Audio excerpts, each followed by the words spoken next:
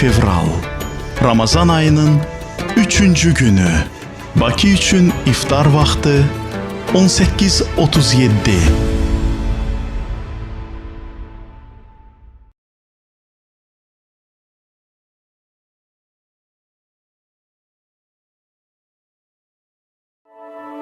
İftara doğru.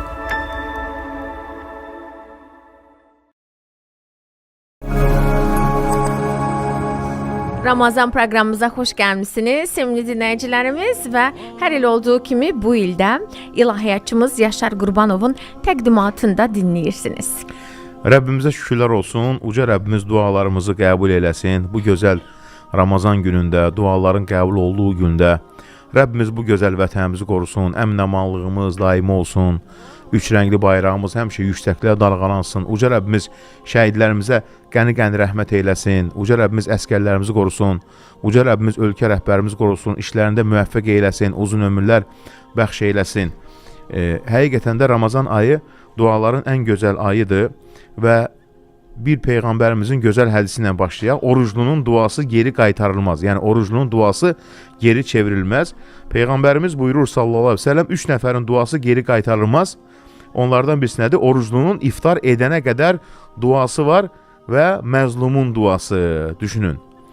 Bu barədə nə deyir alimlər? Oruclunun duası barəsində buyurur alimlərdən birisi, oruclu insan gün boyu axirət və dünya işləri üçün özü, sevdikləri və bütün müsəlmanlar üçün dua etməlidir. Çünki o günün əvvəlindən axırına qədər oruç tutan sayılır və bu müddətdə duasının qəbul olunması ümid edilir. Ona görə də duanın qəbulunu saxlamayın, yəni iftar vaxtına, gün ərzində, bütün gün ərzində oruc başladı, ta oruc açılana qədər dualar qəbuldur. Baxın, deyir ki, salihlərdən birisi Ramazan ayında deyir duaların qəbul olması barəsində. Deyir ki, bir işim var idi, mümkünsüz görünən bir işim var idi, evli üçün deyir, dua edirdim deyir. Vitr namazından sonra israrla dua etdim. Yəni vitr namazı nəyə qəsd edir? Sübh çağında, gecənin son 1/3 hissəsində, sahur vaxtında və 3 gün içində Allaha and olsun ki, istəyim qəbul olundu. Yəni evlilik deyir, baş tutdu. Başqa birisi buyurur ki, yəni bütün səbəblər əldən çıxmışdı, amma gecə namazına yönəldi Ramazan ayında. Yəni gecə namazı yenə də təravih namazıdır. Ağlayaraq dua etdim deyir. Allah heç gözləmədiyim yerdən bir çıxış yolu verdi. Çünki nəyə görə? Oruclu halda və Ramazan ayında nədir? Edilən dualar qəbuldur. Ona görə Ramazanın hər saniyəsi fürsətdir. Yol gedirsən, çoxlu dua elə. İnşallah bugün verilişimizin ikinci hissəsində toxunacaq. Bundan sonra toxunacaq duanın sirləri, duanın gözəllikləri. Amma bir şey qeyd edim ki, Ramazan ayı səbr ayıdır həmçinin. Baxın, çox soruşurlar ki, bəziləri necə edək səbr etmək. Ramazan ayı özü-özlüyündə səbr ayıdır. Ona görə bu böyük və uca ayın ən gözəl mənalarından biri nədir? Səbr ayı. Baxın, Ramazan ayının çox adları var. Onlardan birisi nədir? Səbr ayı. Ramazan ayı, oruc ayı, səbr ayı, rəhmət ayı, bağışlanma ayı, təravih ayı. Ramazan ayının təkcə 40-dan çox adı var. Dua ayı, sahur ayı, iftar ayı. Bunun da mənalarında səbr ayı. Yəni oruç tutan insan özünü sevdiyi yemək və içkilərdən könüllü şəkildə saxlayır. Bununla yanaşı nəfsin istəklərindən, haramlardan uzaq durmağa, onlara səbr etməyə də gecələr namaza qalxmağa başlayır. Beləcə səbr yəni onda artıq səbrə alışır və bu insanda xüsusiyyətə çevrilir. Ramazan ayının bir adı nədir? Səbr ayı. Ona görə bu ay sadəcə səbirlə bağlı olduğu üçün səbr ibadətin böyüklüyünə görə səbr ayı adlandırmışdır. Peyğəmbərimiz hədis-i şərifdə buyurur ki, səbr ayının orucu. Ramazanı Peyğəmbərimiz özü adlandırır ki, səbr ayının orucu və hər aydan 3 gün oruç tutmaq, deyir Peyğəmbərimiz sallallahu aleyhi və səlləm. Başqa bir ayda buyurur ki, səbr ayının orucu və hər aydan 3 gün oruç tutmaq sinədə olan kin, küdürəti aradan qaldırar, deyir Peyğəmbərimiz sallallahu aleyhi və səlləm. Yəni 3 gün oruç hər aydan da müstəhəb orucdur. Ona görə də qəlbin təmizlənməsi şeytani vəsvəsələrdən, insan qəlbində yığılan qaranlıq, sıxıntı və narahatlardan xilas olmaq deməkdir. Ramazan ayı nəfsi tərbiyə etmək, səbrə alışmaq üçün ən uyğun vaxtdır. Bu mübarək ayda səbrin mənaları hər gün həyatımızda özünü göstərir. Artıq bunu yaşayırıq. Müxtəlif şəkillərdə ortaya çıxır. Məsələn, gün ərzində yeməkdən və içməkdən uzaq durmaq, buna səbir lazımdır. İbadətlərin müxtəlifliyinə səbr etmək, namaz, oruc, Quran oxumaq, sədəqə vermək, buna səbir lazımdır. Dili qorumaq, başqasına əziyyət verməmək, buna deməli səbir lazımdır. Ona görə buyurur Peyğəmbərimiz, sizinlə bir kimsə mübahisə etsə, sizi təhqir etsə, sizi söysə, ona səbirlə davran, deyək ki, inni saimun, mən orucam. Yəni, onu kimi cavab vermə. Həm ki, nəfsi haramlardan və günahlardan çəkindirmək üçün mübarizə aparmaq lazımdır. Buna səbir lazımdır. İbadətin çətinliyinə səbr etmək, sahura qalxmaq, səbir lazımdır. Təravih namazı, səbir lazımdır. Çünki bunun qarşında böyük savab və böyük bol mükafat vardır. Ona görə Peyğəmbərimiz buyurur, Allah bəndəyə verdiyi heç bir nemət səbirdən daha xeyirli və daha geniş olmamışdır, deyir. Allah da Quran-ı Kərimdə 94 yerdə səbirdən danışır. Ona görə deyirlər ki, səbir bir ruzidir. Əgər sən bu ayda nəfsini səbrə alışdırsan, çətinliyə dözməyə öyrəşdirsən və bunu davam etdirsən, Ramazandan sonra da Allahın verdiyi böyük bir ruziyə sahib olarsan. Səbir, nəfsi istəklərdən saxlamaq, onu həvəsindən çəkindirməkdir. Səbir, nəfsani arzulardan, narazılıqdan və tələskinlikdən qorumaqdır. Səbir, dili şikayətdən saxlamaqdır. Səbir, əzaları harama aparan hərəkətlərdən qorumaqdır. Baxın, ona görə səbrin 3 növü var. Bu 3 növü də Ramazanda yaşamaq lazımdır. Birinci nədir? Səbrin növlərindən birisi Allaha ibadətdə səbir. İbadətdə səbir lazımdır. Günahlardan uzaq durmaqda səbir, nəfsi qorumaqda səbir. Üçüncü, Allahın yazdığı qədərə səbir, yəni başa gələn çətinlikləri razılıqla qəbul etmək. Ona görə səbir nədir? Müsibət zamanı səbir gözəldir. Amma günahlardan uzaq durmaq səbir isə ondan daha da gözəldir. Ona görə yaşlı insanlar olmuşdur ki, oruç tutardılar, deyirlər ki, sən necə buna dözürsən? Deyir ki, mən uzaq səfərə hazırlaşıram. Allahın ibadətinə, itaətinə səbr etmək, Allahın əzabına səbr etməkdən daha asandır. Nə gözəl bir söz. Yəni, bu dünyada ibadətə səbr edirəm. Ahirətdəki əzabdan daha asandır. Allah qorusun, o əzab şiddətlidir. Nə gözəl cavab verərdi. Baxın, nə deyər Həsən el-Basri? Səbir xeyrin xəzinələrindəndir. Allah onu yalnız öz yanında dəyərli olan bəndəsinə verir. Bəzən də insan müsibətlərə səbr edir, amma günahlara səbr edə bilmir və ya ibadətə səbr edə bilmir. Ona görə səbir və oruc mükafat baxımından bir-birinə bənzir. Baxın, Ramazana nə gözəldir. Namaz oruca bənzəməsi, Quran oruca bənzəməsi. Bugün nədir? Səbir və oruc mükafat baxımından bir-birinə bənzir. Çünki onun da savabı ölçülü deyil. Allah Teala buyurur, oruc mənim üçündür, onun mükafatını mən verirəm. Səbir də belədir. Allah Teala buyurur Zümər surəsində. Əvvəlki qüdsət idi. Nə buyurur? Həqiqətən səbr edənlərə mükafatları hesabsız veriləcəkdir. Yuvaffa sabiruna əcrahum biğeyri hisab. Zümər surəsi 10-cu ayə. Nə deyir İbn Cərir təfsir alimi? Yəni onlara əməllərin savabı ölçü ilə verilməz. Əksinə bundan daha artığı verilər. Qiyamət günü deyiləcək ki, oruç tutanlar qalxın. Onların mükafatı ölçülməz. Kimlər sonra səbr edənlər qalxın, onların mükafatı da nədir? Ölçülməz. Baxın, deyir ki, salihlərdən birisi, hər bir əməl savabı ilə tanınır. Səbr isə mükafatı ilə tanınır. Baxın, nə gözəl bir şey. Hər bir əməl savabı ilə tanınır, səbr isə mükafatı ilə, yəni bilinmir nə qədərdir. Allah bilir. Ona görə kim Ramazan boyu nəfsini tərbiyə edər, onu səbrə alışdırar, ibadətdə davamlı olar, Ramazandan sonra da buna sadiq qalarsa, böyük bir xeyir qazanmış olar. Ona görə Ramazan ayının bir adı nədir? Səbir ayı. Yəni buna görə də insan səbirli olmalıdır, buna alışdırmalıdır, tələsməli deyil. Həmçinin Ramazanın gözəl aylardan birisi, Ramazan nədir? Dəyişiklik ayı. Yəni Ramazanda dəyişməsən, nə zaman dəyişəcəksən?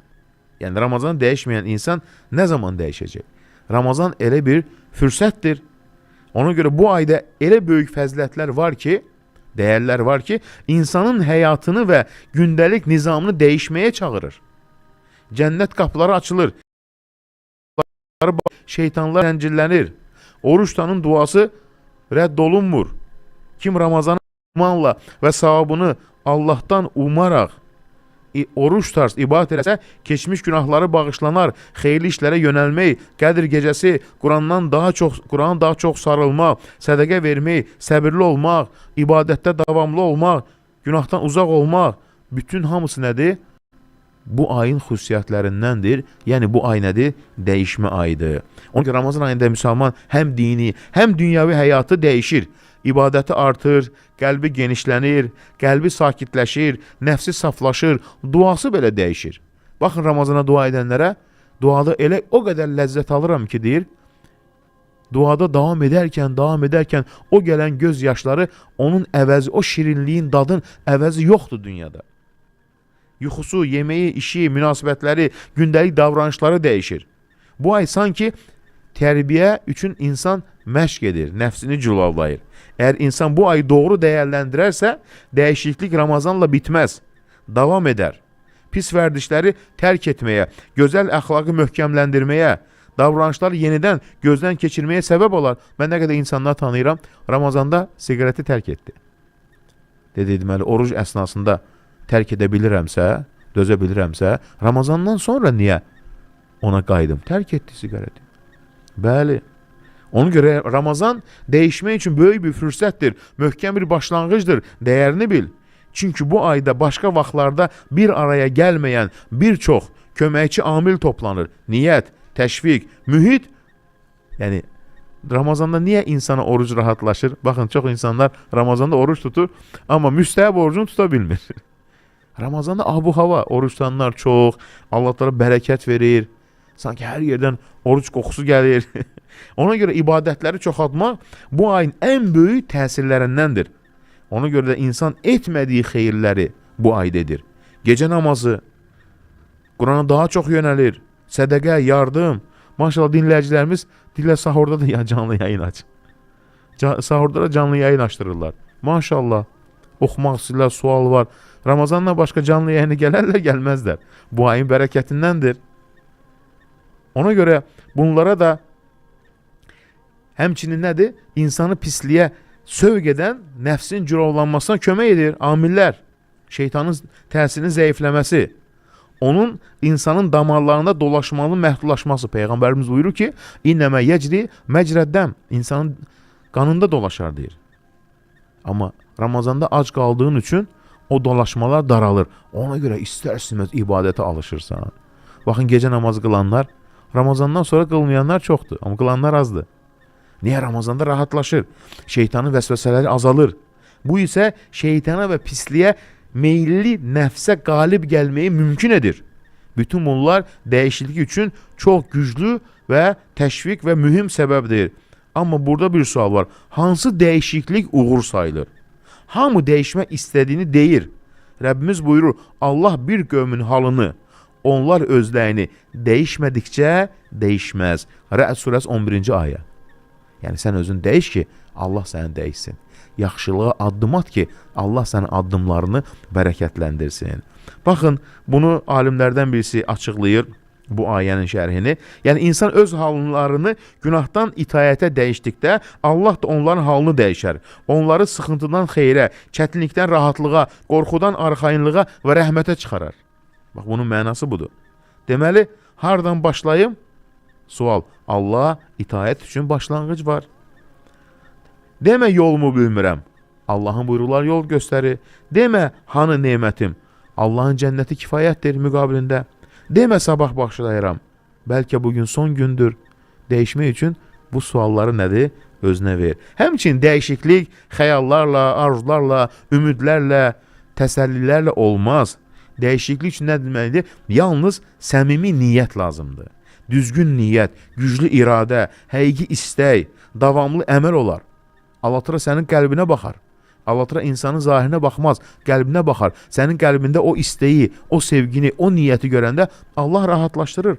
Baxın, Allahın hikmətindəndir ki, alimlərdən birisi buyurur. Yəni Allah təala bir qulu imtahan edər. Ramazan gəldi, onda istək görəndə Allah Teala da birinci bəzən olur insana maneələr göndərər yoxlamaq üçün. Görən o maneələr içərisində yenidən dəyişməyə can atacaqmı? Can artırsa ondan sonra yardım göndərərdi. Adam var deyir ki, dinləyicilərimiz yazır. Sübh namazdan sanki kimsə məni de oyadır deyir. Mələklər oyadır. Allah yardım göndərir. Mələkləri yardıma göndərir uca Allah Teala. Bəli. Ona görə davamlı olmaq. Ona görə çünki dəyişiklik qəlbdə baş verən və əməldə təsdiqlənən dəyişiklikdir. Amma qurtuluş istəyib, amma yoluna çıxmırsansa, unutma deyir, gəmi sahildə dayanmaq üçün deyil. Nə gözəl söz. Gəmi sahildə dayananda üzür yox. Gəmi nə üçündür? Dəniz üçündür. Yəni qurtuluş istə, amma yola da çıxmırsansa olmaz. Ona görə Ramazan sadəcə istirahət və sakitlik dövrü deyil. O müminin iman pillələrində, mərhələlərində yüksəldiyi bir mərhələdir. Bu ayda kim fürsətdən düzgün istifadə edib, halını düzəldər, imanını yeniləyər və özünə dönüb hesaba çəkərsə, dəyişmək üçün doğru yolu tapmış olar. Ona görə müsbət dəyişimin düsturu bu mübarək ayda mümkün və əlçatan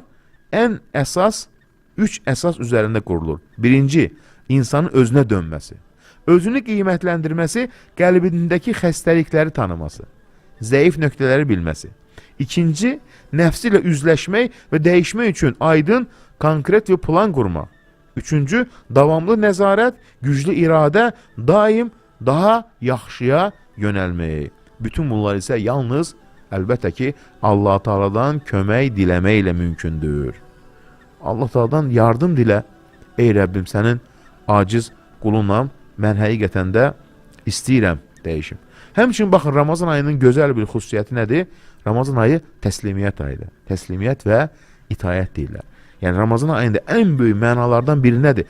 Yəni bunları mən nəyə qeyd edirəm? İnsan öz nəfsini ölçsün. Yəni bunların hansını əməl edir? Baxın, Ramazan ayının ən böyük mənalarından biri Allah'a tam təslim olma, itayət etmək, Allahın qadağalarına könüldən tərk etməkdir. Yəni çünki biz əslində halal olan bir çox şeylərdən bu ayda özümüzü saxlayırıq gün ərzində. Allah onlara müəyyən bir müddət üçün bizə haram etdiyi üçün razı oluruq, qadağandır. Bu ayda həyatın gündəlik axarı dəyişir, yemək vaxtı dəyişir, yuxu saatları dəyişir, ibadətin formaları dəyişir. Allah Teala bizlərə bir mesaj verir. Ramazan üçün Ramazan da bir tərbiyə düşərgəsi, bir ruhi məktəbdir. Bu ay bəndəni itaətdə möhkəmləndirir, ibadətdə gözəlliyi öyrədir. Qəlbimizin, nəfsimizin və bədənimizin itaət, adətlərə, istəklərə, nəfsani arzulara, dinə zid qayda və təsirlərə boyun əyməməsini bizə öyrədir. Hər kəs düşünsün, Ramazan nələr tərk edə bilir? Ona görə əsl oruc təkcə yeməkdən və içməkdən uzaq durmaq deyil. Həqiqi oruc ruhun, qəlbin, ağlın və bütün üzvlərin Allah'a itaət olmasıdır. Bunu amma nədir? Narazılıq olmadan, şikayət etmədən. Yəni, bu oruc nəyə lazımdır? Oruc məni yordu, ay çox yoruldum. Yox, orucu tutursansa, könül xoşluğu ilə tutmalısan bu ibadəti. Yəni, bizə yalnız qarından deyil, bütün bədən üzvlərimizlə haramdan uzaq durmaq lazımdır. İnsanın bədən elə bir üzvü yoxdur ki, orucun ona aid bir payı olmasın. Ramazanda da, Ramazandan kənarda da. Ona görə dilin orucu, nədir dilin orucu? Allahın zikrindən başqa boş sözlərdən uzaq durmaq. Qulağın orucu, batilə qulaq asmamaq. Faydasız şeylərdən uzaq durmaq. Gözün orucu, harama baxmamaq. Allahın qadağan etdiklərindən gözü çəkməkdir. Ona görə elə insanlar var ki, onlar haqqında belə deyirlər. Yaxşı işlərdən oruç tutublar, amma çirkin əməlləri iftar edirlər. Nə gözəl bir söz. Niyə? Çünki bu, Ramazandan lazımı faydanı əldə etməməklə dəlildir. Uca Allah buyurur, ey iman gətirənlər, Allah Peyğəmbəri sizi həyat verən şeylərə çağıranda ona cavab verin. Bilin ki, Allah insanla onun qəlbi arasına girər və siz onun huzurunda toplanacaqsınız.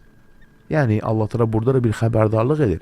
Yəni, öyüd nəsiyyətimdən uzaq durmayın, yoxsa qəlbinizin arasına girərəm. Yəni, qəlbini özümdən deyir, uzaqlaşdıraram. Ona görə Allah mömin bəndlərindən imanın tələb etdiyi itaəti istəyir. Bu itaət Allah və Rəsulunun çağırışına cavab vermək, buyruqlarını yerinə yetirmək. Ona görə Ramazan ayına daxil olmaq özü böyük bir nemətdir. Amma əsas nə ilə başlanır? Niyyət. Yəni Allah üçün edirsən bu ibadəti. Allaha bu nə deməkdir? Təslimiyyət deməkdir.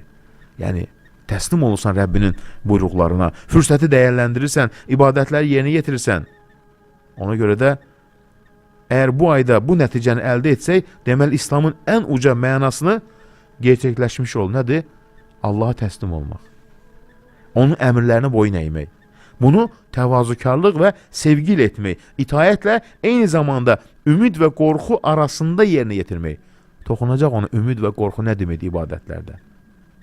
Ona görə Allah həmd olsun ki, bu aya yetişmək belə nədir? Allahın böyük lütflərindən birisidir. Baxın, bu ayın həmçinin mənalarından birisi nədir? Xeyir işləri görün ki, nicat tapasınız. Allah təala buyurur. Ey iman gətirənlər, rükû edin, səcdə edin, Rəbbinizə ibadət edin və xeyir işlər görün ki, nicat tapasınız. Əl-Bəqərə surəsi 186-cı ayə. Ona görə bu mübarək ayın ən gözəl xüsusiyyətlərindən və böyük mənalarından biri də odur ki, insanlar bu ayda xeyir işlərdə yarışır, yaxşılıq, yardımlaşma, ehsan. Bu hal digər aylarda bu qədər güclü görünmür. Çünki qəlblər oyanır. Xeyrə çağıran səs yüksəlir və insanları yaxşılığa səsləyir. Ey xeyir istəyən, irəli gəl. Ona görə Peyğəmbərimiz oruç tutanlara iftar verməyi təşviqi və bunun böyük savab üzərində olduğunu, xeyir işlər tələsməyi dəfələrlə buyurmuşdur. Kim oruç tutana iftar verərsə, onun savabı qədər savab qazanar, oruç tutanın savabından isə heç nə azalmaz. Ona görə Peyğəmbərimiz Ramazan ayında daha çox neyniyərdi? Xeyir işlər görərdi. Baxın, deyir ki, qəlbi islah etməyin yeganə yolu nədir? İbadətdə ixlas. Bəndəyə fayda verən əməl də budur. Kim bu yola uyğun hərəkət edərsə, uca qurtuluşa, xoşbəxtliyə, uğura çatar, deyir. Ramazan elə bir aydır ki, onda bütün xeyirlər, fəzilətlər bir araya gəlir. İmanı gücləndirən açılışlar, ilahi bərəkətlər, nəfsin oyanışı, qəlbin genişlənməsi, rahatlanması. Buna görə də xeyir işlərə deyil, tələsin, yaxşılıq etməyə, imkanı çatdığı qədər faydalı olmağa tələsməlidir. Baxın, bu Ramazan ayında elə bir əməl vardır ki, bu əməl digər aylarda o qədər üstündür ki, amma görün, Ramazan ayında bunu etsən nə qazanarsan? Deyir, duamın qəbul olması üçün əlamətlər çoxdur. Sədəqə. Baxın, nə deyir Peyğəmbərimiz? Kim bir müsəlmanın dünya sıxıntılarından bir sıxıntısını aradan qaldırarsa, Allah da onun qiyamət günü sıxıntılarından birini aradan qaldırar. Kim bir müsəlmanın ayıbını örtərsə, Allah da onun ayıbını örtər dünya və axirətdə. Allah bəndəsinə kömək edər. Bəndə də digər bəndəyə kömək etdiyi müddətcə. Allahın yardımını istəyirsən, o zaman yardım eylə. Yəni, xeyrin qapıları çoxdur. Təbəqələri çoxdur. Xeyir sevənlərə, yaxşılıq edənlərə, xeyir yaymaq, hər bir şey, gözəl danışmaq, hamısı xeyirdir. Baxın, nə deyir Peyğəmbərimiz? Həmçinin bir şeydə imkanın varsa yerinə yetir. Əl tutmaq, yardımlaşmaq, insanlara bir şey öyrətmək, nəyi bacarsa, hər kəsin müxtəlif sahələrdə bacarığı var. Baxın, nə deyir Peyğəmbərimiz? Allah bir qövmü bəndlərinə nemətlə sınayar. Bəzi insanlar nemətlə sınayar. Əgər onlar bu nemətləri paylaşarlarsa, Allah onları o nemətlərdə saxlayar. Əgər xəssi edərlərsə, Allah bu nemətlər onlarını alıb başqalarına verər ki, başqaları faydalansın. Vallahi nə qədər insan görmüşük həyatda. Allahın verdiyi bacarığı sərf etməyib, Allah o neməti əlindən alıb. Tək bu sahədə deyil. Hətta misal üçün elə insanlar olub ki, həyatda görmüşük, dini bilir, dinimizi bilir, gözəlliyi bilir, amma Allahın o buyurduğunu yaymayıb, insanlara faydalandırmayıb. Allah əlindən alıb. Həmçinin gözəl işində yaxşılıq edə bilər, əməlində, hər bir şeyində. Allah da neyər? Əlindən alıb, deyir. Niyə? Çünki Allah da bu bacarığı, nemət sənə verib ki, başqa qullar da faydalansın. Ona görə bu da onu göstərir ki, paylaşmaq, müxtəlif xeyir işləri görmək nemətin qorunması ən gözəl yoludur. Nemətlər şükürlə qalıcı olur, şükür isə yalnız başqalarına yaxşılıq etməklə, xeyri yaymaqla gerçəkləşir. Peyğəmbərimiz nə buyurur? Yaxşılıq etmək insanı pis aqibətlərdən qoruyar. Gizli sədəqə Rəbbin qəzabını söndürər. Qovmun əlaqəsini qorumaq ömür uzadar. Hər bir yaxşılıq sədəqədir. Yaxşılıq edənlər dünyada da, axirətdə də dəyər görər, deyir. Yenə Peyğəmbər buyurur, əməllərin ən fəzilətlisi möminin qəlbinə sevinç salmaqdır. Onun ayıbını ötmək, aclığını doyurmaq və ya ehtiyacını ödəməkdir. Baxın, ona görə bu hadisə yaxşılıq etmək istəyən, baxın, yəni bizdən əvvəl olan o Peyğəmbərimizin sahabələri, tabinlər necə bunu əməl ediblər. Həsən Basri, baxın, bir qrup insan bir kişinin ehtiyacını ödəmək üçün yola çıxdı. Yolda Səbit Əl-Bənəni, alimlərdən birisinin yanından keçdilər, salih insan olub. Onu da çağırdılar. O dedi, mən etikafdayam. Etikaf nədir Ramazanda? Ramazan son 10 gün etikaf edərdi Peyğəmbərimiz. Yəni meçiddən kənara çıxmazdı. Çox yerlərdir eləyirlər etikaf. Dedi, mən etikafdayam. Sonra həmən insanlar gəldilər Həsən Basının yanına ki, dedilər ki, Sabit Əl-Bənəni dedi ki, mən etikafdayam. Dedi, gedin ona deyin. Baxın, nə deyin? Məyər bilmirsən ki, müsəlman qardaşının bir ehtiyacını ödəmək sənin üçün bir-birinin ardınca edilən 2 həcdən daha xeyirlidir. Onlar yenidən Sabitin yanına qayıtdılar, o da etikafını yarımçıq qoyub onlara qoşuldu. 2 edilən müstəhəb həcdən deyir, üstündür deyir. Müstəhəb həcdən üstündür deyir. Düşünün. Yəni vacib vacibdir. Amma ondan savayı deyir, bir insanın ehtiyacında qalmaq 2 deyir, müstəhəb həcdən deyir, üstündür deyir. La ilahe illallah. Abdullah ibn Mübarək bir dəfə həccə gedir, çox zəngin birisi olur. Həccə gedərkən insanları özü həccə aparır. Onların qarşılığını xərcləyir. Çox zəngin, həm də çox böyük alim olub. Həccə gedərkən insanlar hamısı toplayırlar o vaxtı qızıl pul kisədə. Verin mənə, mən xərcləyəcəm. Yəni qafilənin rəhbəri özü xərcləyir, qayıtanda hamısının pullarını qaytarır. Bir gün həccə çıxarkən, yol gedərkən görür ki, bir müsəlman qadın yol kənarında bir zibillikdə nəsə axtarır. Deyir xidmətçi, get onu soruş, nə axtarır o? Deyir, evdə yeməyi heç nə yoxdur, deyir. Deyir, getmədi həccə, qayıtdı, deyir. Getdi o kəndə, deyir, həcc bitənə qədər o kənddə xeyir işlər gördü, deyir. Həcc bitənə qədər, deyir. Xeyir işlər gördü, deyir. Baxın, yaxşılıq bu deməkdir. Onun həmçin Ramazan ayı nədir? Qəhrəmanlıq ayıdır, deyir. Ramazan ayı nədir? Qəhrəmanlıq ayıdır, qələbə ayıdır. Baxın, biz biraz oruç tutan kimi deyirik ki, ay oruç, hansı ki, tarixdə, İslam tarixində böyük hadisələr, bu ümmətin dayaqlarını möhkəmləndirən zəfərlər məhz Ramazan ayında baş verir. Biz oruçdan kimi deyirik ki, özün böyük qəhrəman kimi hiss edirik və yaxud da ki, çox ağır keçdi. Hansı ki, bizdən əvvəlki salihlər oruclu halda belə qələbələrdə iştirak ediblər. Yəni, İslam tarixində bu hadisələri xatırlayanda, düşünəndə ümmətin izzəti, gücünü, ucalını yenidən anlayırsan. Tarix göstərir ki, ümmətin izzəti nədədir, yüksək nədədir? Əlbəttə, Ramazan ayında başlamışdır, Ramazan ayında olmuşdur.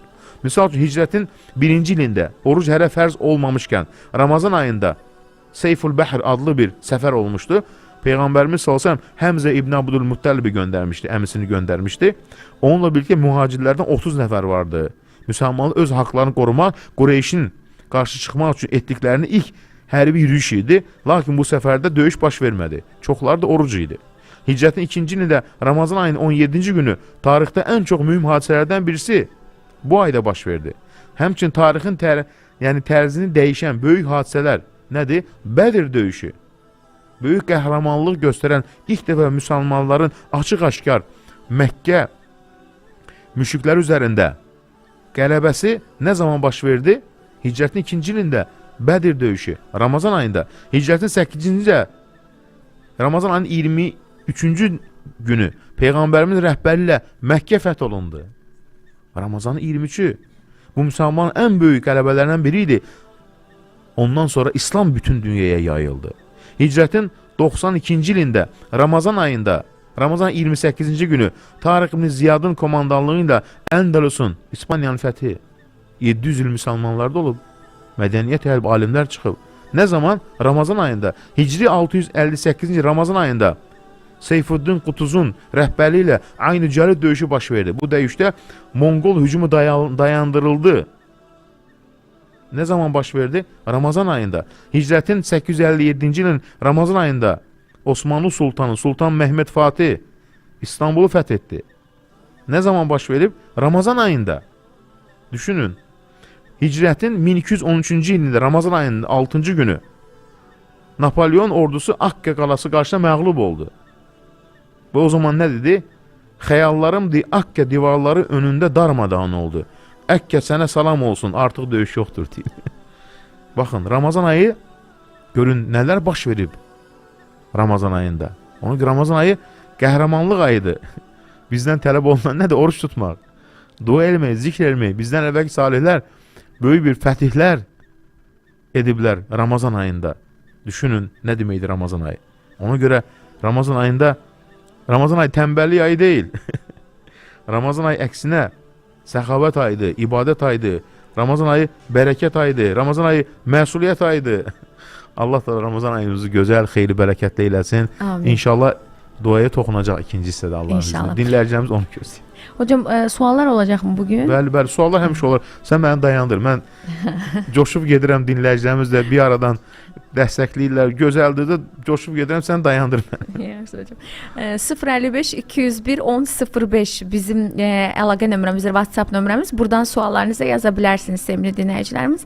Və reklama keçmədən öncə hocam bir də bir şey soracağım. Ya Zəlcəlali və İkram ya Zülcəlali və İkram? Zülcəlal kəlmənin özü Zülcəlaldir, amma yə gələndə nidası, yə nə deməkdir? Çağırışdır, Allaha çağırırsan. Deyəndə ki, yə zu yox, yə zəl deyil. Bu ərəbində qaydadır. Zəl. Hə, yə sözündən sonra nida çağıranda u gəlməz, ə gələr. Deyirsən, yə zəlcəlali vəl ikram. Ən əzəmətli zikirlərdən birisidir. Peyğəmbərimiz buyurur ki, əlizzu aleyhə, deyə onu da dilinizdən düşürməyin. Yəni dilinizə yapış nə mənada? Ya zəlcəlali vəl ikram ruzu ver, ya zəlcəlali vəl ikram evlad ver, ya zəlcəlali vəl ikram sıxıntımı aradan qaldır. Həmçində onu dillə ki, Allahın ismi-i azamdan birisidir. Allahın ismi-i azam 4-5 dənədir, onlardan birisidir. Ya zəlcəlali vəl ikram. Çox sağ olun hocam. Devam edəcəyik inşallah reklamlardan sonra. İftara doğru.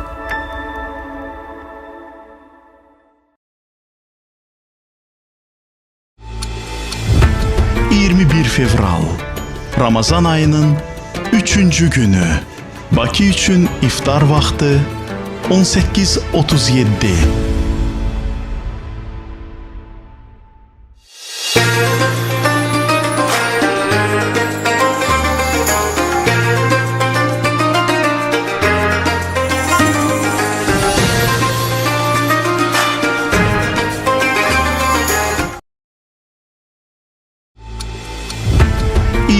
Fevral Ramazan ayının 3-cü günü Bakı üçün iftar vaxtı 18:37. İftar vaxtı.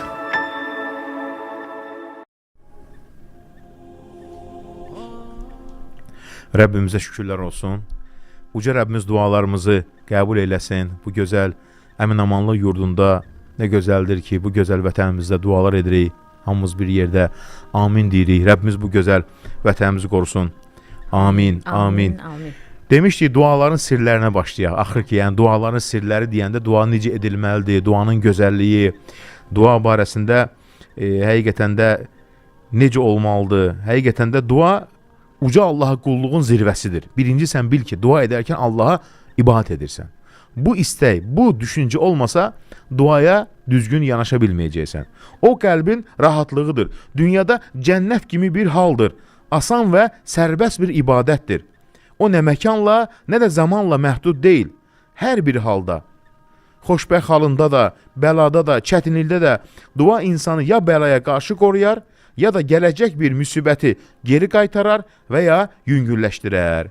Əgər bir bəla artıq nazil olmuşsa, dua onu yüngülləşdirər və ya tamamilə söndürər. Baxın, nə deyərdi? Mən duanın cavabını düşünmürəm. Əsas olan duanın özünü edə bilməkdir. Çünki əgər sən dua etmisənsə, cavab da onunla birlikdə gəlmişdir. Ona görə dua Allahın izni ilə bəlaları və müsibətləri aradan qaldırar.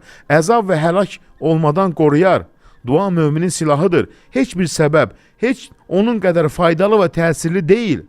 Duanın gücü istəniləni əldə olunmasında, nemətlərin gəlməsində, bəlaların uzaqlaşdırılmasında özünü göstərir. Dua ilə qəm qüssə yox olar, dərdlər çəkilər.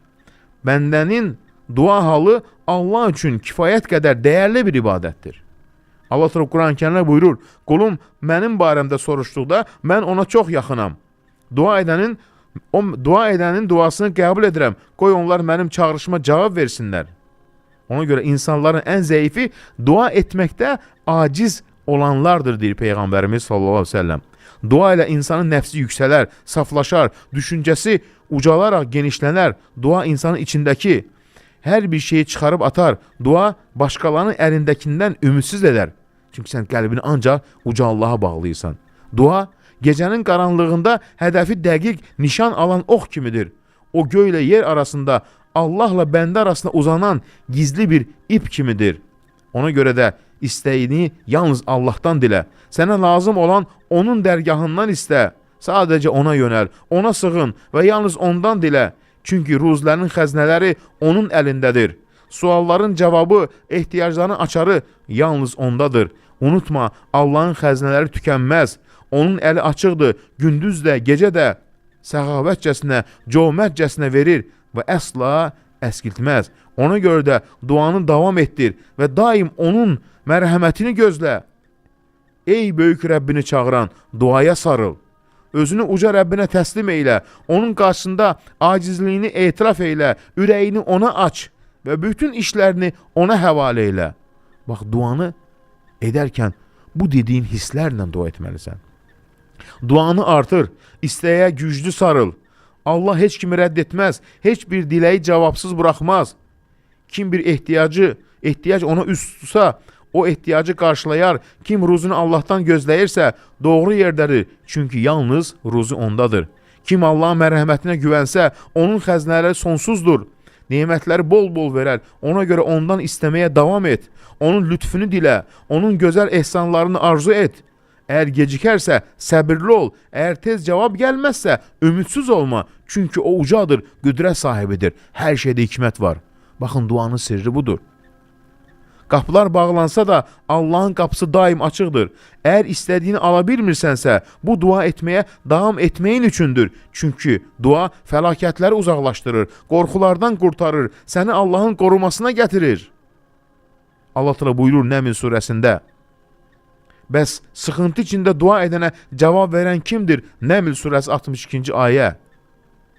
Duanın gücü ilə Yunus balığın qanından çıxarıldı. Duanın gücü ilə çarəsiz insanlar çarə tapdı. Dua ilə dənizdən sahilə doğru ümidlə yol alındı. Əgər bütün insanlar yuxuya getsə, hamı rahat döşəyinə uzansa, sən əllərini qaldır və gecənin qaranlığında uca Rəbbinə yalvar. Çünki gecənin sonlarında edilən dua ilə qismətlər dəyişər, xəstələr şəfa tapar, yoxsul ruzləndirilər, qəmli insanlar sevinər, dərdli olanlar rahatlıq tapar. Bir dua kifayətdir bütün yer üzündəki insanları dəyişdirməyə. Bir dua Allahın qəzəbləndirəni məhv etməyə, Fironu belə yıxmağa yetdi. Allah Musa Peyğəmbərin duasını necə də qəbul etmişdi. Musa dedi: ey Rəbbimiz, deyə neynədi? Dua etdi. Ona görə ey dua edən, Rəbbin səxavətlidir. Allah Süleymana heç bir əvəz, qarşılıq olmadan sadəcə istəyi ilə nemət verdi. Çünki Allahın bəxş edən adı ilə, Vəhhab adı ilə dua etmişdi. Allah Əyyubu da xəstəliyindən sağaltdı, onun xəstəliyinə şəfa verdi. Allah Teala Quranda buyurur: və Əyyubu yada sal. O Rəbbinə belə yalvardı: ey Rəbbim, mənə zərər toxundu. Sən isə rəhm edənlərin, mərhəmət edənlərin ən mərhəmətlisən. Ənbiya surəsi. Ona görə də özün üçün çoxlu dua elə. Doğru yol, fitnələrdən uzaqlıq, səadət, hər bir şeydə. Çünki Allah barəsində gözəl düşünməyin ən böyük əlamətlərindən biri nədir? Dua etməyə davam etmək. Əgər bir insan duaya davam edirsə, deməli Allah haqqında gözəl düşünür. Amma duadan ümidsiz olan Allah haqqında gözəl düşünmür. Uca Allah buyurur: mənə dua edin, mən sizə cavab verim. Qafir surəsi 60-cı ayə. Bu Allahın vədidir. Əgər dua etdiyin şey gec gəlirsə, bilin ki, bu Allahın hikmətinə uyğundur. Ruzi və vaxt, rahat vaxtlarda çoxlu dua etmək, çətinlik vaxtı qəbul olunacaq duaların səbəblərindəndir. Baxın, ona görə kim çətinlik vaxtında duasının qəbul olunmasını istəyirsə, rahatlıq vaxtında çoxlu dua etsin. Duanın sirlərindən biri, Peyğəmbərlərin duaları nümunədir. Nuh Peyğəmbər dedi, ey Rəbbim, mən məğlub oldum, kömək eylə. Qəmər surəsi. Çətinliyin, sıxıntın var, kimsə sənə zülm edir. Nuhun duasına sarıl. Denə, ey Rəbbim, mən məğlub oldum, kömək eylə. Əyyub əleyhissalam, mənə zərər toxundu, sən isə mərhəmətlərin ən mərhəmətlisən. Musa əleyhissalam, ey Rəbbim, mənə nazı edəcəyin hər xeyrə möhtacam. Qəsəs surəsi. Və Allah onların dualarını qəbul etdi. Nuhu qələbəyə çatdırdı. Əyyubu şəfa ilə mükafatlandırdı. Musanı xilas etdi. Ona görə qəlbin acizliyi etiraf etməsi, Rəbbin qarşısında acizliklə yalvarmaq duanın qəbul olunmasının ən yaxın yollarındandır, sirlərindəndir. Peyğəmbərimiz sallallahu aleyhi ve sellem baxın nə buyurmuşdu? Deyir, ey Ayşə, həyat yoldaşına, dua edərkən gözəl sözlərlə, ümumi və dərin məna daşıyan ifadələrlə dua et. Demişdi, ey Allah Resulü, necə deyim? Dedi, belə dinə. Baxın, ən əzəmətli dua bugün öyrənəcək. Nədir o? Demişdi ki, Allahım, mənə hökm etdiyin hər işdə xeyirli aqibət nəsib eylə və onu mənim üçün doğru nəticələndir. Nə gözəl bir dua. Allahım, mənə hökm etdiyin hər işdə xeyirli aqibət nəsib eylə və onu mənim üçün doğru nəticələndir.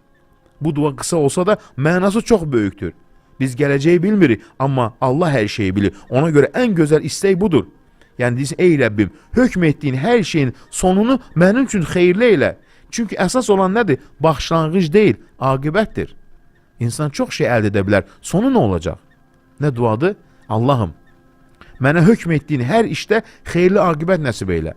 Yəni mənim üçün nəyi təqdir edəcəksənsə, o işdə xeyirli, gözəl, sonlu aqibət nəsib eylə və onu mənim üçün doğru nəticələndir. Baxın. Duada qəbulun sirlərindən biri də Allahı çağırarkən gözəl Allahı tərif eləmək. Allahım, səndən istəyirəm.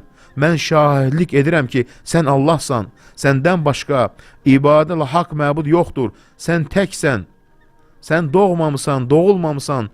Sənin bənzərin, tayın yoxdur. Buyurdu Peyğəmbərimiz. Bu adam Allahdan onun ən uca ismi ilə istədi. Bu adla istənilərsə Allah verər. Bu adla dua edilərsə Allah qəbul edər. Sonra bu ayəni oxudu. Ən gözəl adlar Allaha məxsusdur. Ona bu adlarla dua edin. Və sonra nədir? Duanın sirlərindən səcdə et, yaxınlaş. Qəbul olunmağa ən yaxın anlardan biri insanın səcdə halında dua etməsidir. Çünki səcdədə edilən dua qəbul üçün ən yaxın vaxtlardandır. İstər vacib namaz olsun, istər müstəhəb namaz olsun. Sonra Allah israrla dua etmək və onun Rəbb olduğunu təkrar dilə gətirmək duaların qəbul olunmasına səbəb olan ən gözəl hallardandır. Nədir o? Rəbbim, Rəbbim, Rəbbim, Rəbbim, Rəbbim. 5 dəfə təkrar elə. Çünki Quran-ı Kərimdə Əl-İmran surəsində 5 dəfə gəlir. Allah nə deyir? Salihləri qeyd eləyir. Dedilər ki, Rabbənə, Rabbənə, Rabbənə, Rabbənə istədilər. Axırdakı fəstəcəbnə cavab verdi. Ona görə duanın sirlərindən birisidir. Ey Rəbbim, ey Rəbbim, ey Rəbbim. 5 dəfə neynə? Təkrar eylə. Baxın, həmçinin sənin üçün dua zamanı uzanan müsibət, yəni duanın cavabı gəlirsə, əslində dua üçün sənin üçün gözəl bir fürsətin ola bilər. Əgər səndə duaya cavab uzanırsa, bil ki, sən imtahan olunursan. Bu zaman səbr et, dua ilə silahlan, heç vaxt Allahın mərhəmətindən ümidsiz olma. Əgər bəlalar uzun çəkərsə belə, bu ayəni xatırla, qulum mənim barəmdə soruşduqda mən ona yaxınam. Əgər sən bilsəndi ki, Allah sənə necə gözəl şəkildə tədbir görür, onun səni dua etməyə vadar etməsinə, səni ona yaxınlaşdırmasına sevinərdin. Əgər vermirsə, davam edirsənsə, Rəbbin səni özünə yaxınlaşdırır. Ona yalvardığın, üst tutduğun üçün sevinərdin. Çünki Allahın verəcəyi genişdir, əsla daralma. Dua etməyə davam edən bir insan heç zaman bədbəxt olmaz. Nə qədər ki, sən Allahdan istəyirsən, ona yalvarırsan, bu sənin üçün xeyirdir. Cavab gec gəlsə də, Allah duanı qəbul etmədiyi anlamına gəlməz. Çünki Allah bir duanı qarşılıqsız buraxması mümkün deyil. Bu cavab 3 şəkildə olur. Ya Allah sən istədin dərhal qəbul edər, ya da sənin üçün müsibət qədər, dua qədər müsibəti uzaqlaşdırar, ya da sənin duanı axirətdə saxlayar, qiyamət günü onun əvəzinə sənə savab verəcək. Ona görə nədir? Qəbul olunmadığı görünən duaların gizli sirləri nədir? Bəzən mömin dua edir, lakin cavab ala bilmir, dua etməyə davam edir, müddət uzanır. İstədiyi nəticəni hələ də görmür. Bu hal onu narahat edir, qəlbinə vəsvəsə gəlir. Halbuki o bilməlidir ki, bu bəlaya səbri öyrənmək üçün ehtiyac var. Çünki hər gecikmə zərər deyil, bəziləri dərmandır. Və bəzən cavabın gecikməsi insanın nəfsini təkəbbürdən və şeytanın vəsvəsəsindən qorumaq üçün ilahi bir hikmətdir. Dua etdikcə ona yaxınlaşırsan. Ona görə də ümidini üzmə, gözlə və səbirli ol. Sənin üçün hazırlanmış xeyir gecikmiş ola bilər, amma bu gecikmə daha böyük və gözəl bir aqibətin xəbərçisidir. İşlərin yoluna düşəcək, duaların cavabsız qalmayacaq və bir sevinç digərinin ardınca gələcək. Çünki Allah vəd etmişdir. Şübhəsiz ki, Allah hər çətinlikdən sonra bir asanlıq verəcək deyir. Sənin duan artıq göylərə qalxıb, yerini tapıb, sən ürəkdən yalvardın, qəlbin də dilədin. Allahın qarşısında aciz və möhtac olduğunu etiraf etdin. Sən deyirdin, ey Rəbbim, sənin yaratdığın bir bəndə olaraq ehtiyacımı yalnız sənə bildirirəm. Bilirəm ki, sən kərimsən. Sən istəyən heç vaxt səni istəyən heç vaxt ziyan görməz. Bu dua çox səmimi bir etirafdır. Denə, ey Rəbbim, sənin yaratdığın bir bəndə olaraq ehtiyacımı yalnız sənə bildirirəm. Bilirəm ki, sən kərimsən, səxavətlisən. Səni istəyən heç vaxt ziyan görməz. Baxın. Nə deyir? Yaratdığın bir bəndə olaraq, yəni insan öz acizliyini anlayır. Ehtiyacımı yalnız sənə bildirirəm. Yəni çıxış yolunun yalnız Allah'ta olduğunu qəbul edir. Sən kərimsən, yəni mərhəmətin ümid edir. Səni istəyən ziyan görməz. Yəni Allaha yönələnlərin heç vaxt uduzmayacağına inamdır. Bu dua qısa olsa da içində təvazükarlıq, tövhid və güvən var. Ona görə duaya davam et. Dua etməyə ara vermə. Kim bilir, bəlkə də cavab sənə çox yaxındır. Bəlkə arzun qəbul olunmaq üzrədir. Allah duanı eşidir. O nemət verənlərin ən səxavətlisidir. Bəlkə dua sənin üzərindən bir müsibəti qaldıracaq. Bəlkə istəyini verəcək. Bəlkə də onu axirət üçün daha böyük bir mükafatla verəcək. Unutma. Sənin Allahdan istəməyin təkcə bir dua deyil, bu ibadətin zirvəsidir. Bu Allahın sənin səbrinə, göz yaşına, qorxuna, Rəbbinə olan gözəl gümanına dəlalət edir. Baxın, duanı hər zaman deyir, belə bitir. Allahım, sənin hökmünə təslim oldum, sənə güvəndim, sənin mərhəmətini ümid edirəm. Hər zaman dualarını bununla deyib bitir. Bu sözlər duanın ən gözəl sonluğudur. Burada insan Allahın qərarına razı olduğunu bildirir. Nəticəni onun hikmətinə buraxır və qəlbini qorxu ilə deyil, ümidə bağlayır. Təslimiyyət var, təvəkkül var, mərhəmətə sığınmaq var. Bu isə qəlbə rahatlıq gətirər, duanı kamil edər. Və deyir ki, bu duanı da çox təkrarla. Ey Rəbbim, qəlbimi genişləndir və işimi mənə asanlaşdır. Taha surəsi. Əgər Allah sənin qəlbini genişləndiribsə, bu deməkdir ki, o artıq səni daxili manelərini aradan qaldırıb.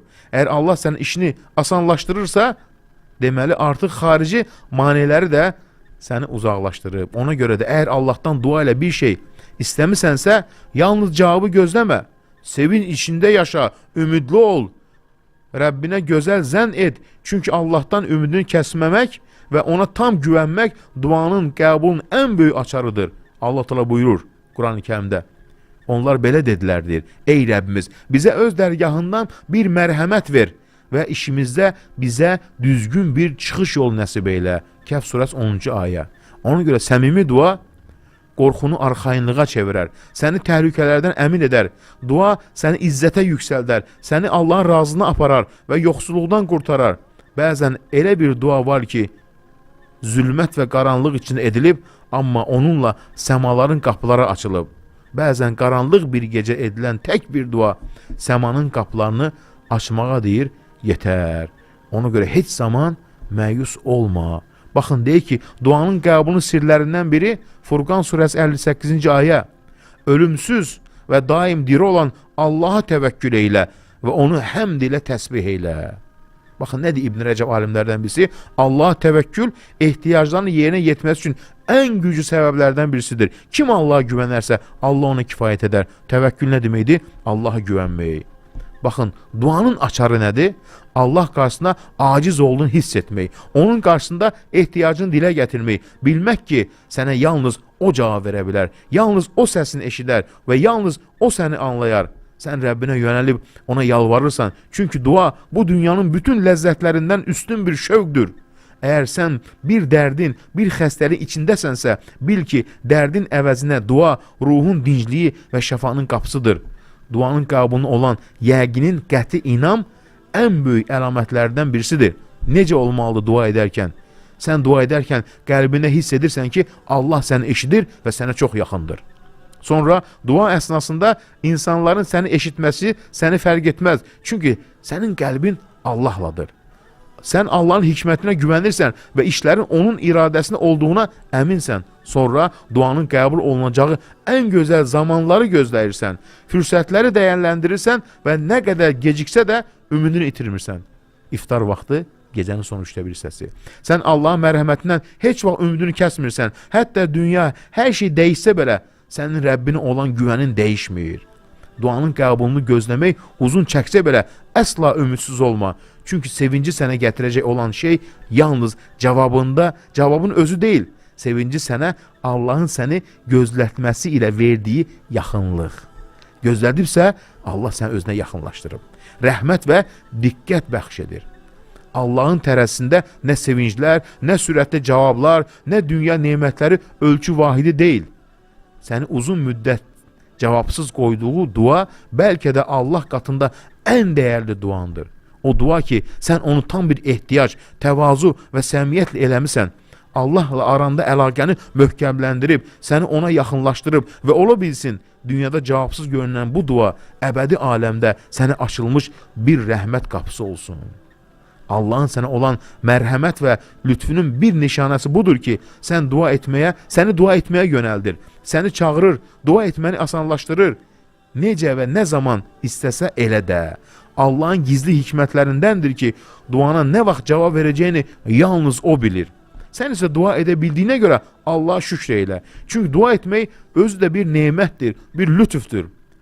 Hər zaman dua etmək imkanını sənə nəsib etdiyi üçün ona şükr et və ondan istəyin bu olsun. Allahım, məni daim dua etmək üçün müvəffəq eylə. Dua edərkən səmimi olum, acizliyimi anlayım, qəlbimlə yalvarım. Baxın, nə gözəl dua. Təkrar edirəm. Allahım, məni daim dua etmək üçün müvəffəq eylə. Belə dinə, dua edərkən səmimi olum, acizliyimi anlayım, qəlbimlə yalvarım. Sonra da Allaha təslim ol. Cavabın nə vaxt gələcəyini və necə gələcəyini onun hikmətinə burax. Çünki sevinci, çıxış yolunu və duanın cavabını Allah necə istərsə elə verər, nə zaman istəsə o zaman. Biz seçə bilmərik axı bu zaman olsun deyə. Sən insanlara yox, kərim və rəhimli olan Allahla münasibətdəsən. Heç vaxt Allahla insanların arasındakı münasibət kimi davranma. İnsanlar zəifdir, darıxar, yorular, əsəbləşər, amma Allah sonsuz mərhəmət sahibidir. İnsanlar sənin çağırışına cavab verməkdə səni tərk edə bilərlər, lakin sən Allah'a çağırdıqda o heç vaxt səni tərk etməz. Sən elə bilmə ki, dua etdin, amma cavab gəlmədiyinə görə Allah səni eşitmədi. Xeyr, Allah səni eşitdi. Onun hikməti, mərhəməti və qərarı duanın cavabında ən mükəmməl zamanda təzahür edər. Əgər ağır bəlalarda belə dua sənin ruhunu saxlayan bir ümiddir. Səbirli dua həmişə sonda xoş aqibətlə nəticələnər.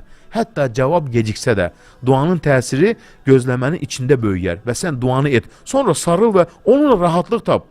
Çünki sonda dua sevincin və ilahi lütfün açarıdır. Duanın möcüzəli faydalarından və böyük təsirlərindən biri də budur ki, bəzən insan cavabın tez gəlməsi istəyə bilər. Amma Allahın verdiyi əsl nemət səbir içində qəlbdə dolan rahatlıq və qəlbin açılmasıdır. Bu da bir nemətdir. İnsan Allaha bağlanır, ona təslim olur, qəlbi arxayınlaşır. Duanın cavabından daha önəmlisi budur. Sən Rəbbinə yaxınlaşdırması və onun qədərinə razı salması. Dua edən insan Allahın qüdrətinə güvəndikcə qəlbi də buna uyğun olaraq genişlənər. Hətta zahirdə pis kimi görünən şeylərdə də daxilindəki xeyri görər. Çünki Allah onu doğru görmə ilə mükafatlandırır və insan Allahın hər qərarında bir hikmət, bir mərhəmət görər. Buna görə də sakitləşər, razı qalar və Allaha təbəssümlə təslim olar. Ona görə deyik, ən böyük sevinclərin və əsl xoşbəxtlik əlamətlərindən biri budur. Sən tez-tez Allaha yönəlir, dərhal dua etməyə tələsirsən. Dua sənin üçün sadəcə bir söz deyil, ibadətin özüdür. Dua edərkən ilk öncə Allaha ibadət niyyət edirsən. Sən hər vəziyyətdə, hər çətinlikdə Allaha sığınırsan və dua edirsən. Ona görə də dua edərkən, bax, insan bunu düşünməlidir. Yoxsa duaları quru olacaq. Niyə görə deyirlər ki, hər zaman danışırıq, salihlər dua etdi, duası qəbul oldu. Bax, duanı edərkən bu istəklərini etdi. Elə duanın sirri də məhz bundadır. Rəbbimiz bütün etdiyimiz dualarımızı qəbul eləsin. Duanın sirləri çoxdur. Hər gün toxunacaq inşallah ki, duanı bu Ramazan gecələrində, yəni istəyərək, şövqlə, sidq ürəklə edək. Yəni dua edərkən birinci düşün ki, sən Rəbbinə ibadət edirsən və ən əzəmətli ibadət içindəsən. Belə düşünməsən, duan quru olacaq, könüldən olmayacaq və acizliyi təkcə dillə deyil. Ey Rəbbim, mən sənə aciz qulunam. Dillə dedin, amma bunu qəlbən demək lazımdır. Qəlbən bunu hiss etmək lazımdır. Ona görə bu danışdığım məsələlər çox önəmlidir. Duanın sirləri, hələ bu başlanğıcdır. Görün duanın nə sirləri var. Hocam, hələ ki var, hardasa 2 dəqiqəmiz var. Mən bir-iki sual səsləndirim icazənizlə. Sualım belədir, dua edərkən bütün qəlbim titrəyir və məni içdən ağlamaq tutur. Qəlbimdə titrəyişin səsi olur. Bu hal duamın qəbuluna mane ola bilərmi? Əksinə duanın qəbuluna əlamətdir o. Dua edərkən insanın necə bir içdən belə içi titrəməsi, gözündən yaş gəlməsi, duanın qəbuluna əlamətdir. Salihlərdən birisi deyir ki, mən duamın nə zaman qəbul olunacağını bilirəm. Deyirlər, hardan bilirsən? Deyir ki, o zaman ki dua edərkən tüklərim ki ürpəşir, deyir, tüklərim deyir, ürpəşir. Gözümdən yaş gəlir, bilirəm ki dualarım qəbuldur. Hocam. 9 dənə semestr imtahanım var idi, hamısına girəndə əstəğfurullah dedim, hamısından da keçdim hocam. Oxuyuram deyir, 2-ci semestrdə daha da edəcəm. Maşallah. Azəmeyuda oxuyur. Allah müvəffəq eləsin bütün tələbə balalarımızı, amin inşallah. Şagirdlərimizi. Amin inşallah hocam. Hər il oruç tuturdum. Bu il ağır viruslu qripə yoluxmuşam. Oruç tuta bilmirəm. Nə məsləhət verərdiniz mənə? İnşallah sağalın. Sağalandan sonra qəzalarını tutarsınız. Çox ağır qripdir həqiqətən. Asan Xidmət kollektivi ilə bərabər iftardayıq. Hamımız salam göndəririk sizə. Bizdən də bütün o gözəl insanlara salam. Çox xidmət edirsiniz, əziyyət çəkirsiniz. Həqiqətən də nə qədər insanlarla danışırsınız. İşiniz çox böyük məsuliyyətlidir, savablıdır. Allah sizi işlərinizdə müvəffəq eləsin. Amin inşallah. Bizim səbr lazımdır olar. Eynən, amma hər zaman da o qədər gözəl bir şəkildə xidmət edirlər. Bəli, çox sağ olun uşaqlar. 4 qızımla evdə sizi dinləyirəm. Özüm də müəlliməyəm. Sabah bütün iş yoldaşlarıma iftar vermək istəyirəm. Yoldaşım deyir ki, bizim evimiz təmirsizdir. Onlar sizə vermədilər. Sən niyə onlara iftar verirsən? Balaca qızım da İnci sizi çox sevir hocam. Yəni evin təmirinə baxmaz. İmkanınız var, verin inşallah. Allah sizin evinizi daha gözəl təmir etmək üçün imkan yaratsın. Amma ki, istəyirsə xanım verməyə, verin iftar. Nə gözəl bir şey. Valla o təmirsiz evlərdə verilən iftarlar sayəsində Ramazanı sevmişəm hocam. Bəli, insan heç zaman əlində olan nemətlərə görə yəni biraz balaca görməz. Allah həmd olsun. Həmd olsun, həqiqətən. Vaxt hocam. Suzluq getdi, damarlar islandı. Allahın izi ilə savablar yazıldı. Allah qəbul eləsin. Allahu Ekber, Allahu Ekber. Allahu Ekber, Allahu Ekber. Eşhedü en la ilahe illallah. Eşhedü en la ilahe illallah.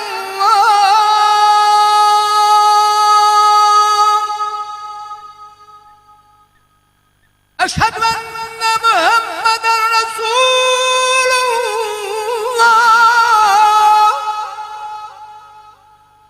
Eşhedü enne Muhammeden Resulullah.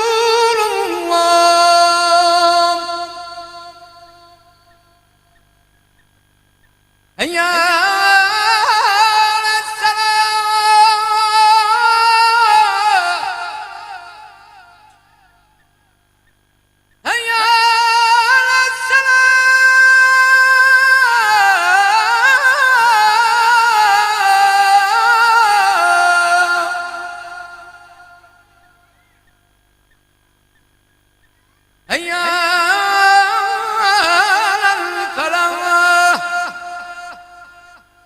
أيانا فلان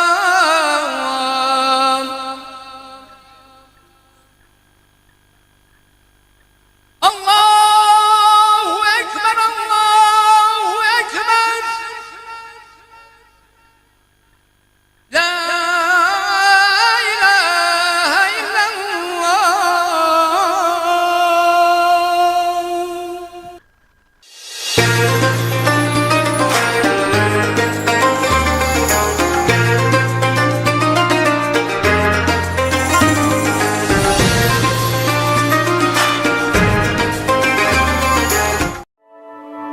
Dua zamanı. Rəbbimizə şükürlər olsun. Uca Rəbbimiz oruclarımızı qəbul eləsin, dualarımızı qəbul eləsin. Amin. Gözəl bir sevinci yaşadıq. Bu əminamanlı yurdumuzda oruç tuturuq, dua edirik bir-birimizə. Nə gözəl. Həqiqətən də dünyanın ən gözəl sevinci məhz budur. Oruc açmaq, gözəl yurdumuzda dua eləmək. Rəbbimiz dualarımızı qəbul eləsin. Rəbbimiz bu gözəl vətənimizi qorusun. Amin. Dua demişkən duanın cavabı gecikərsə belə, yəni duanın sirləri, bu danışılan duanın sirləridir. Yəni bunun mənalarıdır ki, insan dua edərkən bu hissləri bilməlidir. Duanın gözəlliyini anlamalıdır ki, dualarda davamlı ola bilsin. Duanın cavabı gecikərsə belə, nə bəlaları uzunluğu, nə də gecikən cavab səni üzməsin. Çünki dua sənin zəifliyini gücə çevirər və səni ayaqda saxlayan ruhani bir gücdür. Ən böyük xoşbəxtlik Allaha əl açmaqdır. Bəzən elə an gəlir ki, insan dörd bir tərəfdən sıxıntı və çətinliklərlə əhatə olunur. Qapılar bağlanır, yollar tutulur, bütün səbəblər yox olur. Ümid telləri qopar, insanlar çarəsiz qalar. Amma o zaman tək bir qapı qalır ki, heç vaxt bağlanmaz. O da göylərə açılan duanın nəyidir? Göylərə açılan nədir? Duanın qapısıdır. Ona görə mömin heç zaman nədir? Ümidsiz olmaz, dualarına davamlı olmalıdır. Baxın, duanın sirlərindən ümidini yalnız Allaha bağlayanlar üçün o qapı daim açıqdır. Peyğəmbərimiz bizə 3 nəfərin hekayəsini danışır. Baxın, dualarının qəbul olmaq istəyənlər. Onlar bir mağarada qaldıqları zaman bütün səbəblər aradan qalxdı, çarə qalmadı, yollar bağlandı. Yalnız dua ilə Allaha yönəldilər və dua ilə Allah onların qarşısında bağlı olan daşı çəkdi. Çətinliklər aradan qaldırdı, qurtuluş və rahatlıq nəsib etdi. Bu hekayəni Peyğəmbərimiz buyurur əvvəlki ümmətlərdən. Bir zamanlar 3 nəfər yolda idilər. Yağış başladı və onlar bir dağa sığınıb bir mağaraya girdilər. Anidən dağdan böyük bir daş yuvarlandı və mağaranın ağzını bağladı. Onlar bir-birinə dedilər, gəlin etdiyimiz salih əməlləri xatırlayıb Allaha təvəssül edək və çıxış yolu açmasını diləyək. Diqqətlə, salih əməllərlə insan təvəssül edə bilər.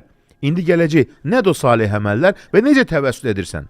Onlardan biri dedi, Allahım, mənim yaşlı ata-anam vardı. Onlardan əvvəl heç kimə yemək və içmək verməzdim. Bir gün gecə qayıtdım və onları yatmış halda tapdım. Onlara süd vermək üçün qabı gətirdim. Amma onları oyatmağa qıymadım. Eyni zamanda onların südünü içmədən qoymağı da ürəyimə gəlmədi. Bu vəziyyətdə süd əlimdə tutaraq sübhə qədər oyaq qaldım. Ta ki onlar oyandılar və içdilər, sübhədək onların başı üzərində dayandım. Ey Rəbbim, əgər bu əməli sənin razılığın üçün etmişəmsə, bizim üçün bir çıxış yolu aç. Qayanın ağzı bir qədər açıldı. Elə ki, onlar artıq göyün bir parçasını görə bildilər, amma çıxa bilmədilər. İkincisi belə dedi, Allahım, mənim bir qohumun olan bir qız var idi, əmmin qızı. Mən onu çox sevirdim. Yəni ona qarşı hisslərim var idi.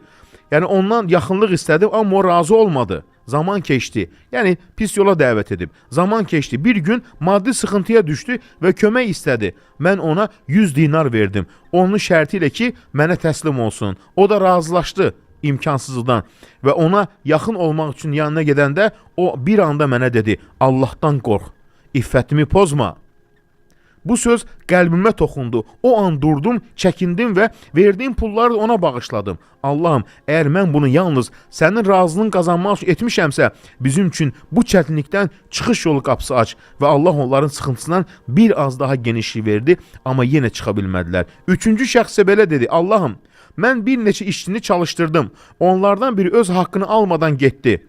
Onun haqqını saxladım və işlədərək artırdım. İnəklər, qoyunlar, tarlalar, mal-mülk toplandı. Bir gün o işçi geri gəldi dedi, ey Allahın qulu, Allahdan qorx, mənim haqqımı ver. Mən dedim, bax bu gördüyün hər şey sənin haqqındır. Get istədiyin qədər götür. O da hamısını götürüb apardı. Allahım, əgər mən bu işi yalnız sənin razılığını qazanmaq üçün etmişəmsə, bizi bu qaranlıqdan bir çıxış qapısı aç. Allah onların qarşısındakı daşı tamamilə araladı və onlar mağaradan çıxıb yola davam etdilər.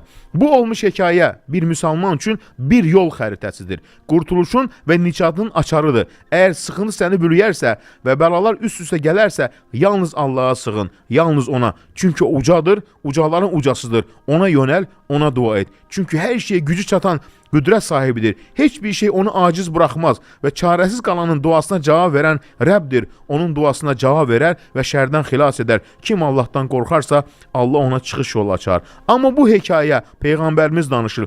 Bizə nəyi öyrədir? İxlasla edilən əməlin gücü.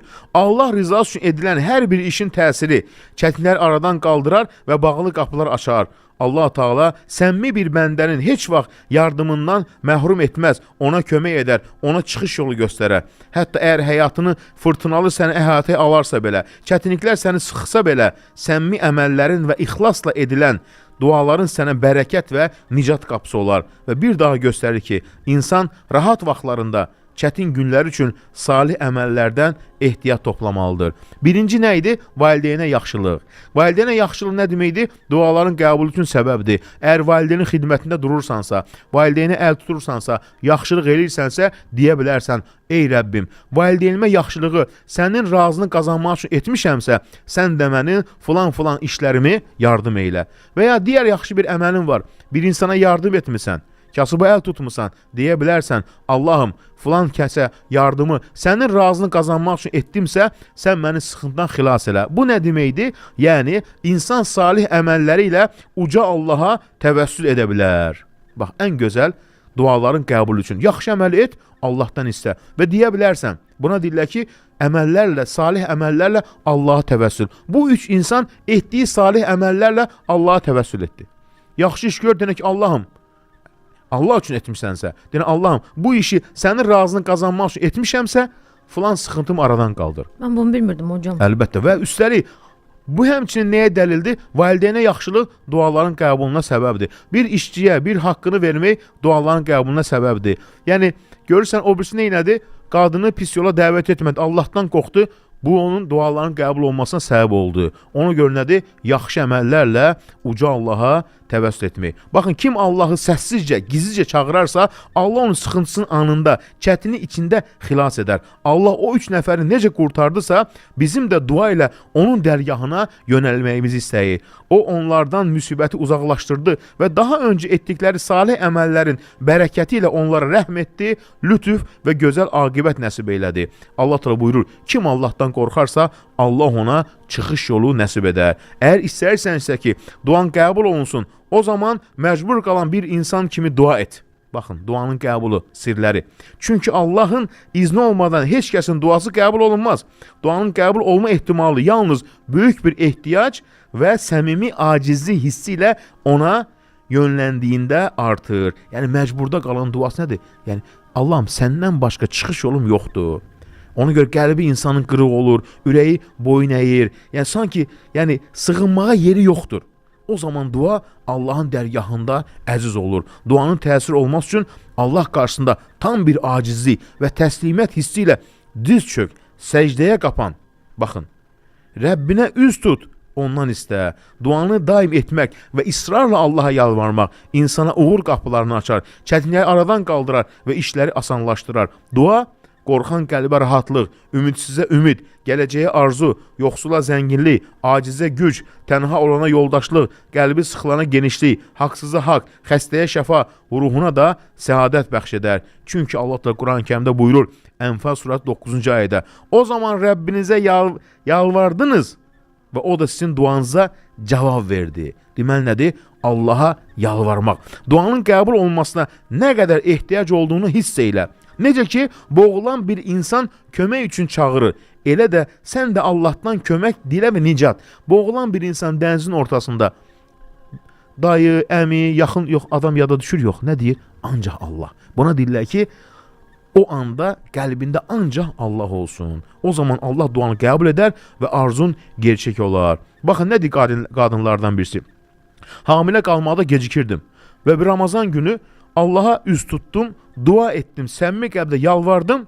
Gələn Ramazana qədər Allah deyir, mənə deyir, evlad nəsib elədi. Çünki Allah təala buyurur, Allah təvəkkül et və ona qarşı gözəl zənn et.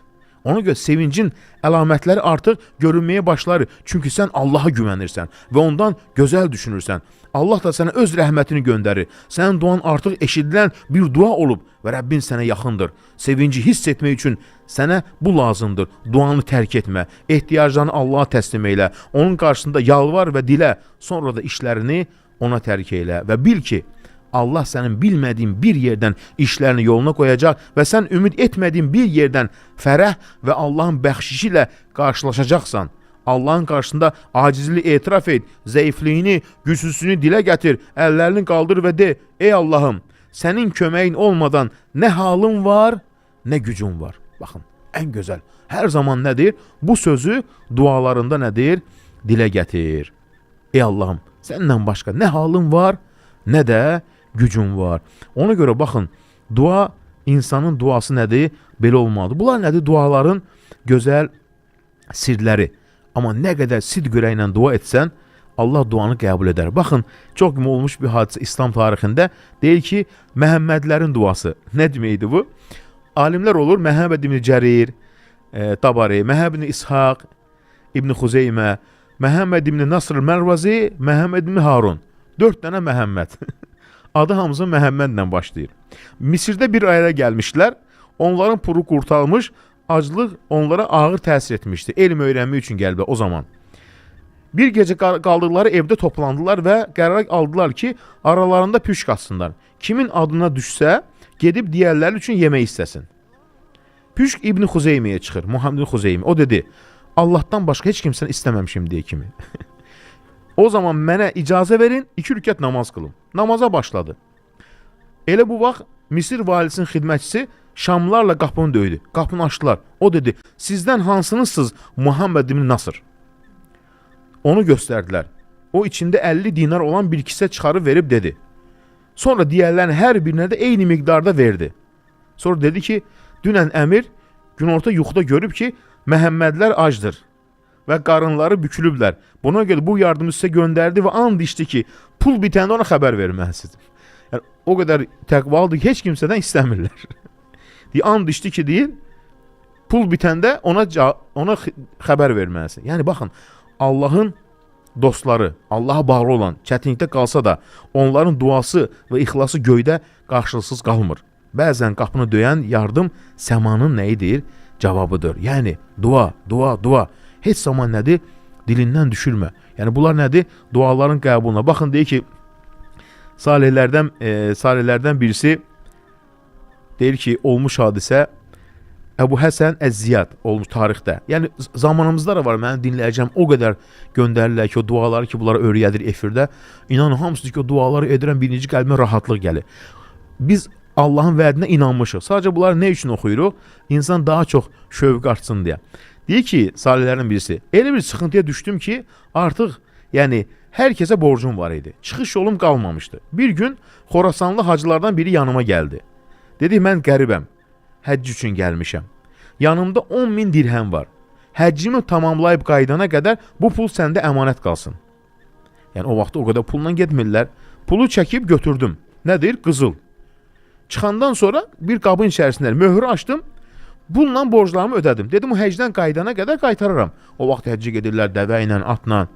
Səhər gün həmin Xorasanlı gəldi, dedi, həccə getmək istəyirdim, amma atamın vəfat xəbəri gəldi. Geri qayıtmağa qərar verdim. Dünən verdiyim pulları qaytar. Deyir, bu söz məni çaşdırdı, deyir. Yəni, deyir. Dedim, pul evimdədir, uzaqdadır. Bir az sonra gəl götür. Yəni, bir gün vaxt istəyir ki, bir vaxt geçsin, bir əlacsız qalıb. O getdi, mən isə dəhşətli tərəddüd içindədim.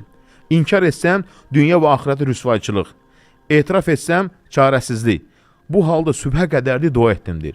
Sübhə yaxın qatırıma mindim. Hara gedəcəyimi bilmədən yola düşdüm. Qatır məni körpüdən keçirdi, dedim, qoy hara istəyi geçsin. Nəhayət, Məmun xəlifə olur. Məmunun sarayının yaxınına çatdım. Hava hələ qaranlıq başlamışdı. Birdən bir süvari gəlib özümə bax, dedi ki, geri qayıt. Sən Əbu Həsən Ziyadsan? Dedim, bəli. Dedi, əmir səni gözləyir, səni çağırır. Onun yanına girdim, salam verdim. Dedi, necəsən? Niyə uzaq düşmüsən, gəlmirsən, ziyarət etmirsən? Dedim, biraz işlərim var. Dedi, burax bunları. Dünən gecə səni yuxuda gördüm ki, böyük qarşılıq içindəsən. Başına nə gəlib? Deyib, başıma gələnləri danışdım. Dedi, qəm yemə. Ey Əbu Həsən, Allah sənin sıxıntını aradan qaldırdı. Sonra bir kisə pul ver, dedi. Bu, Xorasanlının puludur. Ardınca başqa bir kisə verib, dedi. Bu da sənə. Sidq ürəklə dua, bax, bu deməkdir. Yəni, insan çarəsiz qalanda nədir? Ancaq nə eləyər? Rəbbinə güvənər. Yəni, salihlər belə dua edərlər. Baxın, bu hamısı tarix kitablarında keçir. Siyər Ələm Nübələ, yəni tanınmış İslam tarix kitablarında. Bəqi İbn Mixləd olur, çox alimlərdən birisi olur. Bir qadın yanına gəldi ki, oğlum əsirdir. O zaman heç bir çarəm yoxdur. Onu azad edəcək bir yol göstər.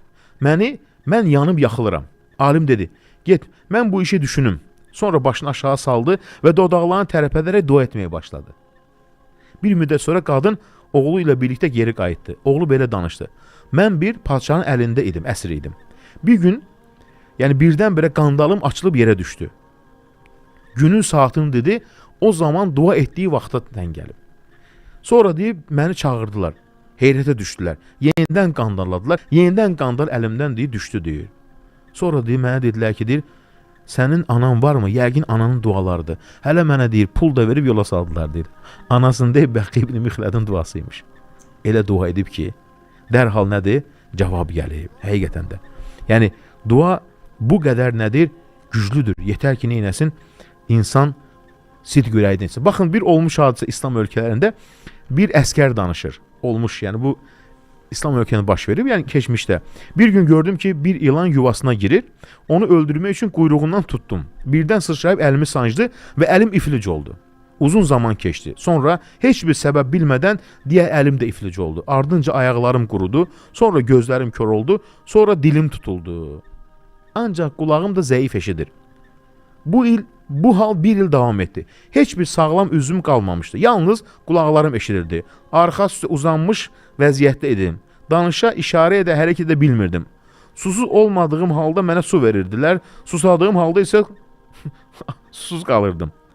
Ac olmadığım halda yedirdirdilər. Ac olanda isə vermirdilər. Bir il keçdi. Sonra bir qadın həyat yoldaşımın yanına gəldi. Dedi, necədir əlinin vəziyyəti?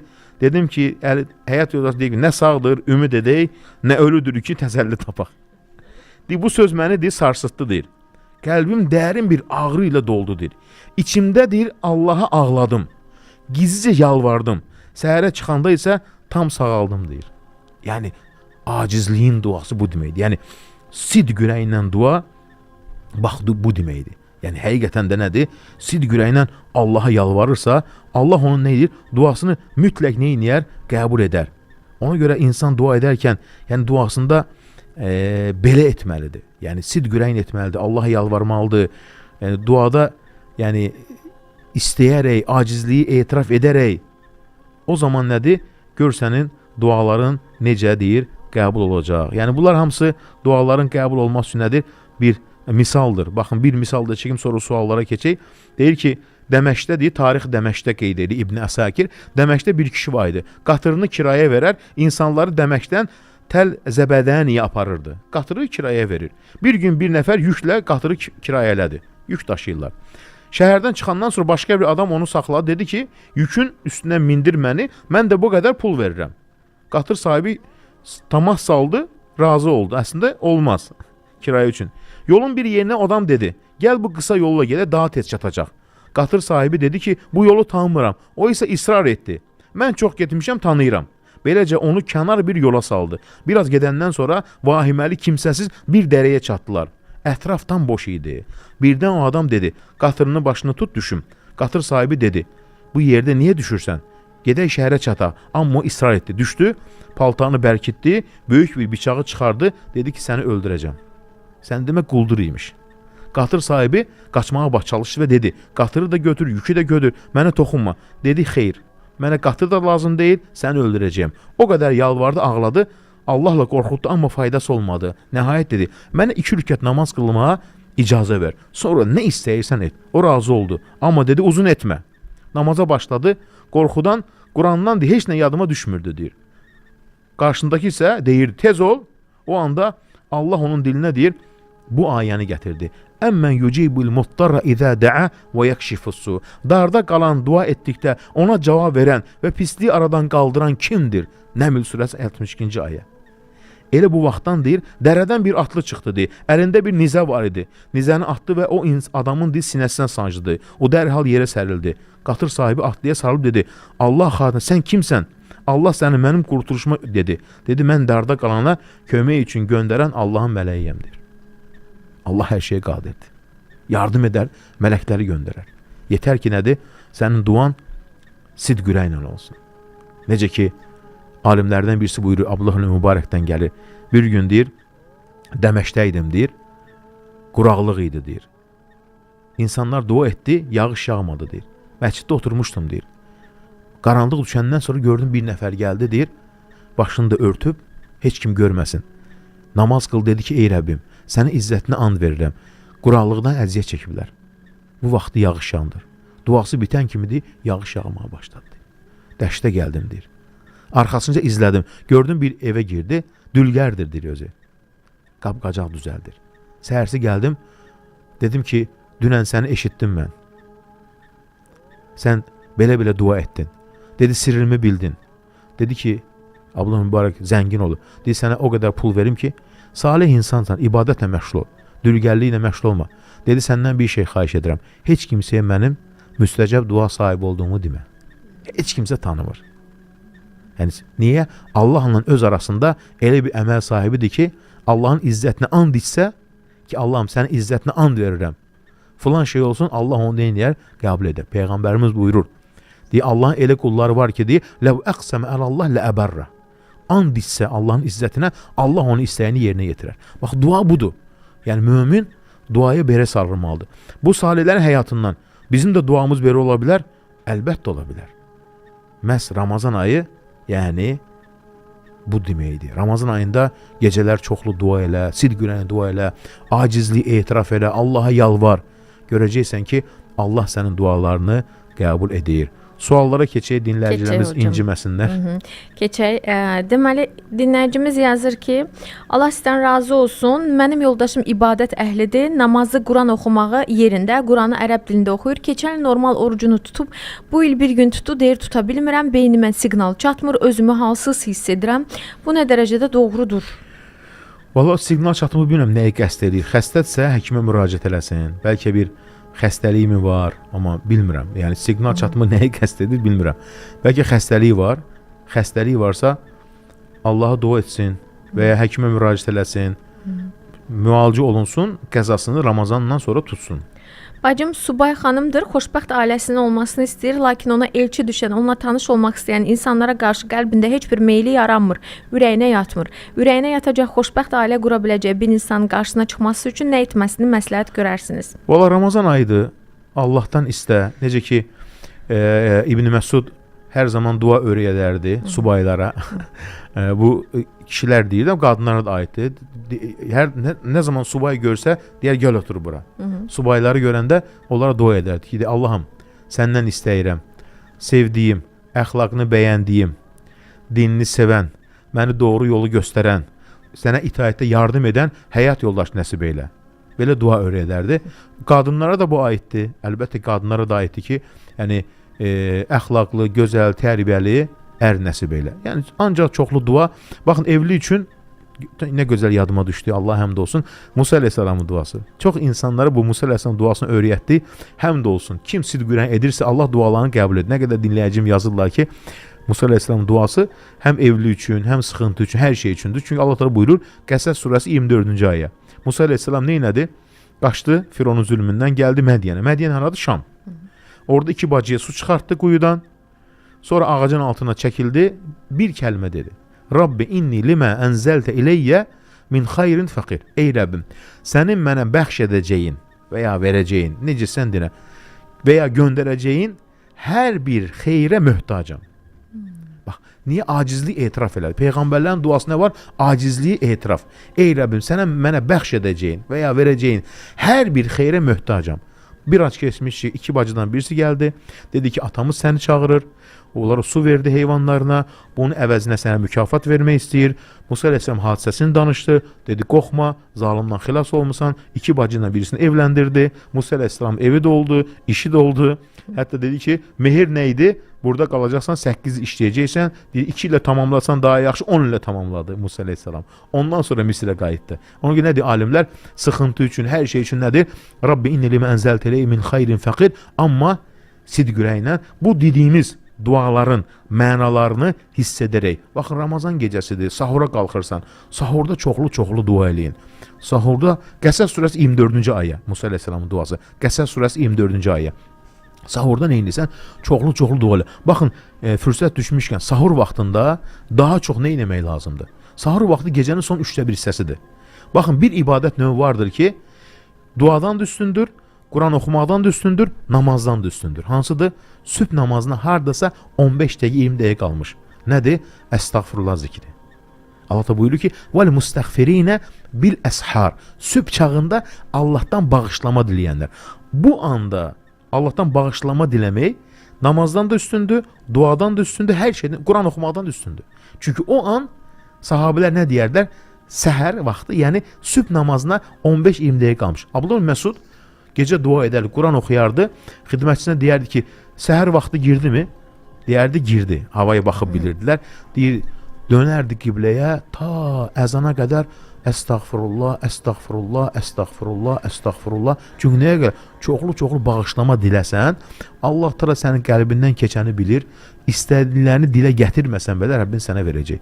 Ona görə həmişə Ramazanın bu gecələrində, sahura qalxanda, gecə, oruc əsnasında Musa əleyhissalam duasını dilindən düşürmə. Sidq ürəklə inanaraq.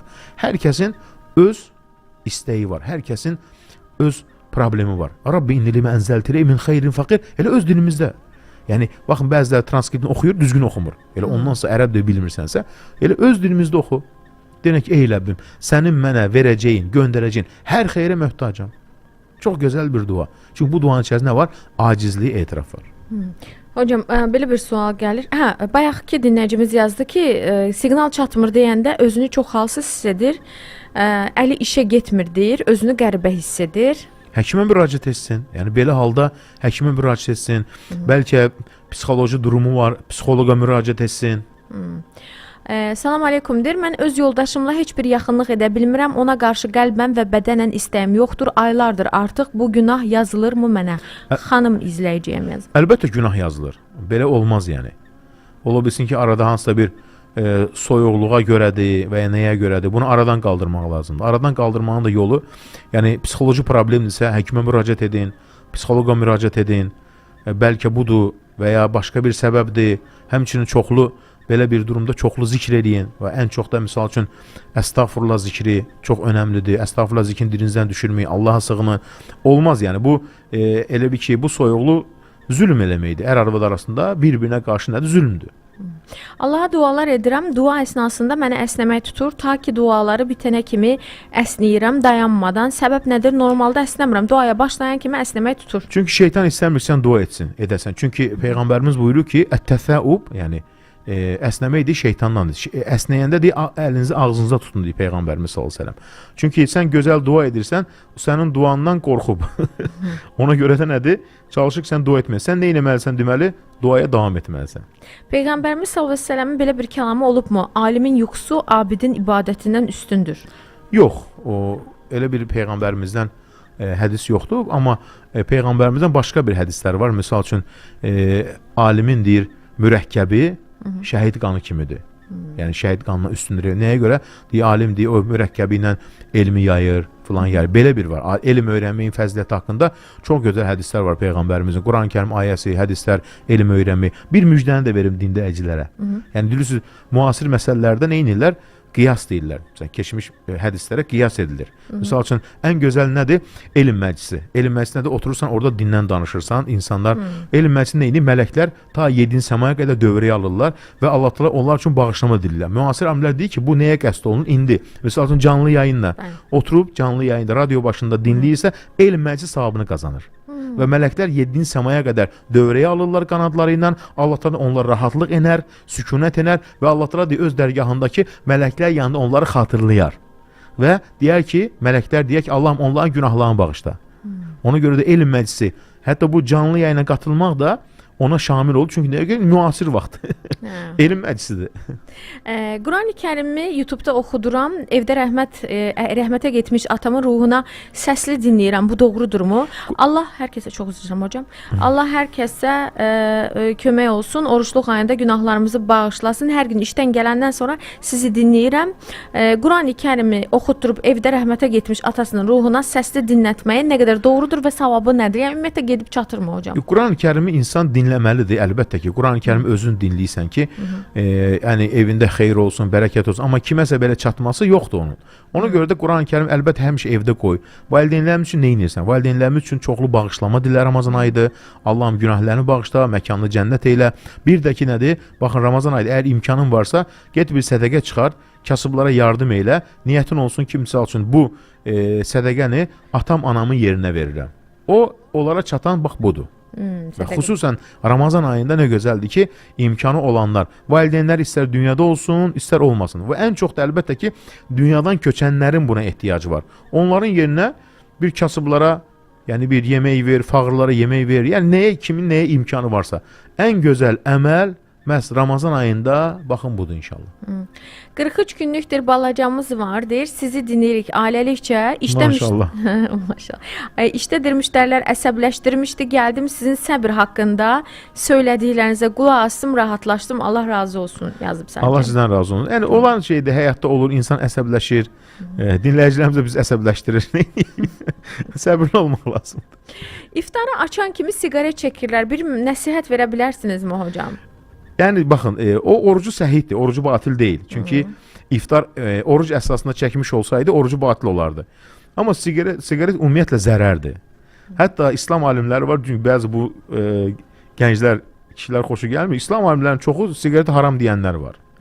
Yəni birinci zərərdir, ikinci boş yerə baxın o siqaretə verən pulu kasıblara versən cənnəti qazanarsan. Düşün onu nə qədər israf edirsən. Cənnəti qazanarsan. Maraqlı sualdır hocam deyim. Əgər xristian biri doğum gününə dəvət edibsə və orada içki olacaqsa, iftarda ora gedə bilərəmmi? Yox, iftar elə şeydən uzaq durun, yəni içki stolunda iftar olmaz. Bir dinləyicimiz soruşdu, gözəl sual. Deyir ki, elm öyrənmək, bu hədislər, bu faydalar deyir. Ancaq dini məsələlə aiddir, yoxsa dünyavi? Dünyavi elmə də aiddir. Dünyavi elmi öyrənirsən, dünyavi elmi öyrəndin, ondan çalışırsan, pul kazanırsan, ailənə baxırsan, sədəqə verirsən. Bütün elmlər faydalıdır. Həm dini, həm dünyavi elmlər. 4 qızım var. Onlar üçün dua edin. İnciz, Maşallah, Sevcan, maşallah. Bahar, Bahargül. Biri də yolda da gözləyirik. 4 qızda birisi də Peyğəmbərin müjdəsi var. 4-də də var, 2-də də var, 3-də də var. Bir qadın 2-də də var hocam. 2-də də var. Peyğəmbərimizə deyir ki, evlatlarım deyir ki, kimin Peyğəmbər 4 qızı olarsa, baxın, onları tərbiyə edərsə, böyüdərsə, başqa rivayətlər evləndirərsə, onların valideynlərin deyir, cəhənnəmə girməməsi üçün sipər olar. Yəni cənnət əhli olarlar. Dedi, ya Rasulullah, bəs 3, sahabə qadın 3 qız oldu. Dedi, 3. Başqa dedi, ya Rasulullah, bəs 2, dedi 2. 2 də ona daxildir. İndi heç qız olmayanlar nə eləsin hocam? Qız olmayanlar bu savabdan məhrumdur. Oğlanları böyütsünlər, amma bu bəziləri elə bilirlər ki, ancaq çoxlarında var axı oğlan evladı. Qız evladının fəziləti daha çoxdur. Daha çox. Tərbiyə etmək. Alimlərdən birisi yadıma gəlir. Əhməd ibn Həmbər. Qızı çox olub, oğlu az olub. Bir gün oğlu gəldi ki, ey ata, deyir, sən müjdələyirəm, deyir, nədir? Yenə qız oldu. Deyir, səcdəyə get, Allahım sən həmd olsun ki, peyğəmbərlərin çoxuna qız vermisən. Oğlan olanların işi deyəsən çətindir hocam. Yox, çətin deyil. Bəzi insanlar ancaq oğlan. Qızın da dəyəri var. Bəli. Bu düzgün deyil. Evlatlar arasında belə fərq qoymaq düzgün deyil. Bəzən görürsən ki, gelib baxdırırlar, oğlan deyil, abort elətdirirlər. Doğru deyil. Sən bilmirsən hansı nemət olacaq. Eynən. Hər gün səhər saat 8. Bəs bir qız olan o da şamildir inşallah. O hədisə. Əziz qardaşım deyir, ömürlük hər gün səhər saat 8-də içiləcək dərmanı oruç tuta içmək olarmı? Anama deyiblər, olar. Sahurda içmək? Yox. Deyir, ömürlüyü hər gün səhər saat 8-də. Hə, başa düşdüm. Baxın, içən dərman orucu pozur. İynə vurdura bilər, onu iynə əvəzləyici varsa. Amma yoxdursa, o ana üçün oruc vacib deyil. imkanı varsa gün başına bir dənə fağır doyuzduracaq. Anama deyiblər ki, olar. Nə deyim, müftilər var da çıxır ortaya orucu pozduranlar deyə onlara. Olmaz, boğazdan içəri gedəndə oruc pozulur. Necə bunu olar deyə bilərlər? Bilməm, Hansı hocam. məntiqlə, hansı dəlillə? Biz də 3 bacıyıq, Allah sizi də qorusun. Bir dinləyicimiz yazın. Əgər müəllim şagirdinin dərs vaxtı qiymətini bilərəkdən aşağı salır, qiymət verirsə aşağı qiymət, bu da qul haqqına girərmi Allah qarşısında? Əlbəttə girər. Girər, deyilmi hocam? Bəli, bəli, girər. Allah sizdən razı olsun. Çox sağ Cümləmizdən. olun. Mənim də qızıma çox elçilər gəlirdi. Heç biri ürəyincə olmurdu. Çoxlu dua etdim. Ramazanda da dua etdim. O biri Ramazan gəlincə elçisi ürəyicə oldu. İndi bir gözəl qızı var 2 yaşında. Ay maşallah. Bax Ramazan fürsətdir.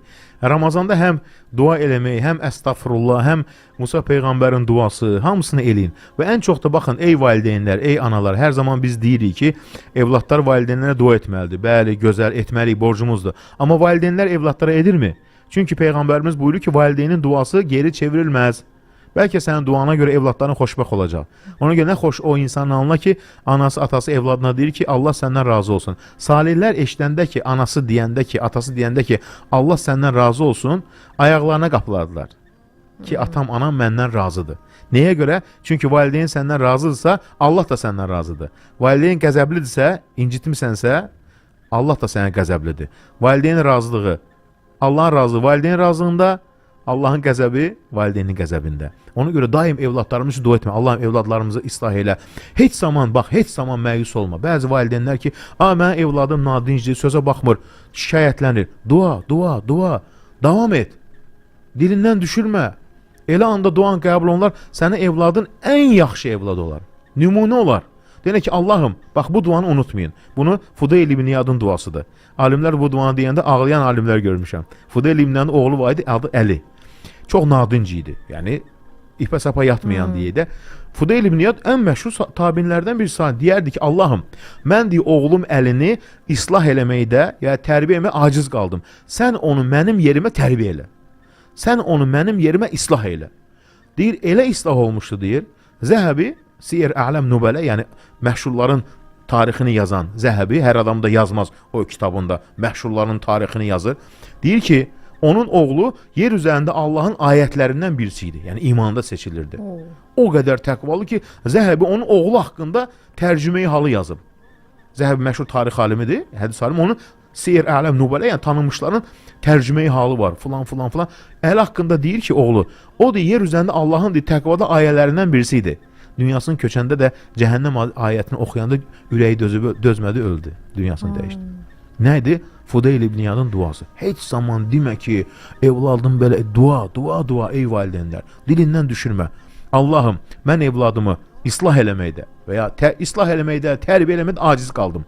Sən onu mənim yerimə islah elə, tərbiyə elə. Ramazanda, səcdələrində, oruc əsnasında dilindən düşürmə.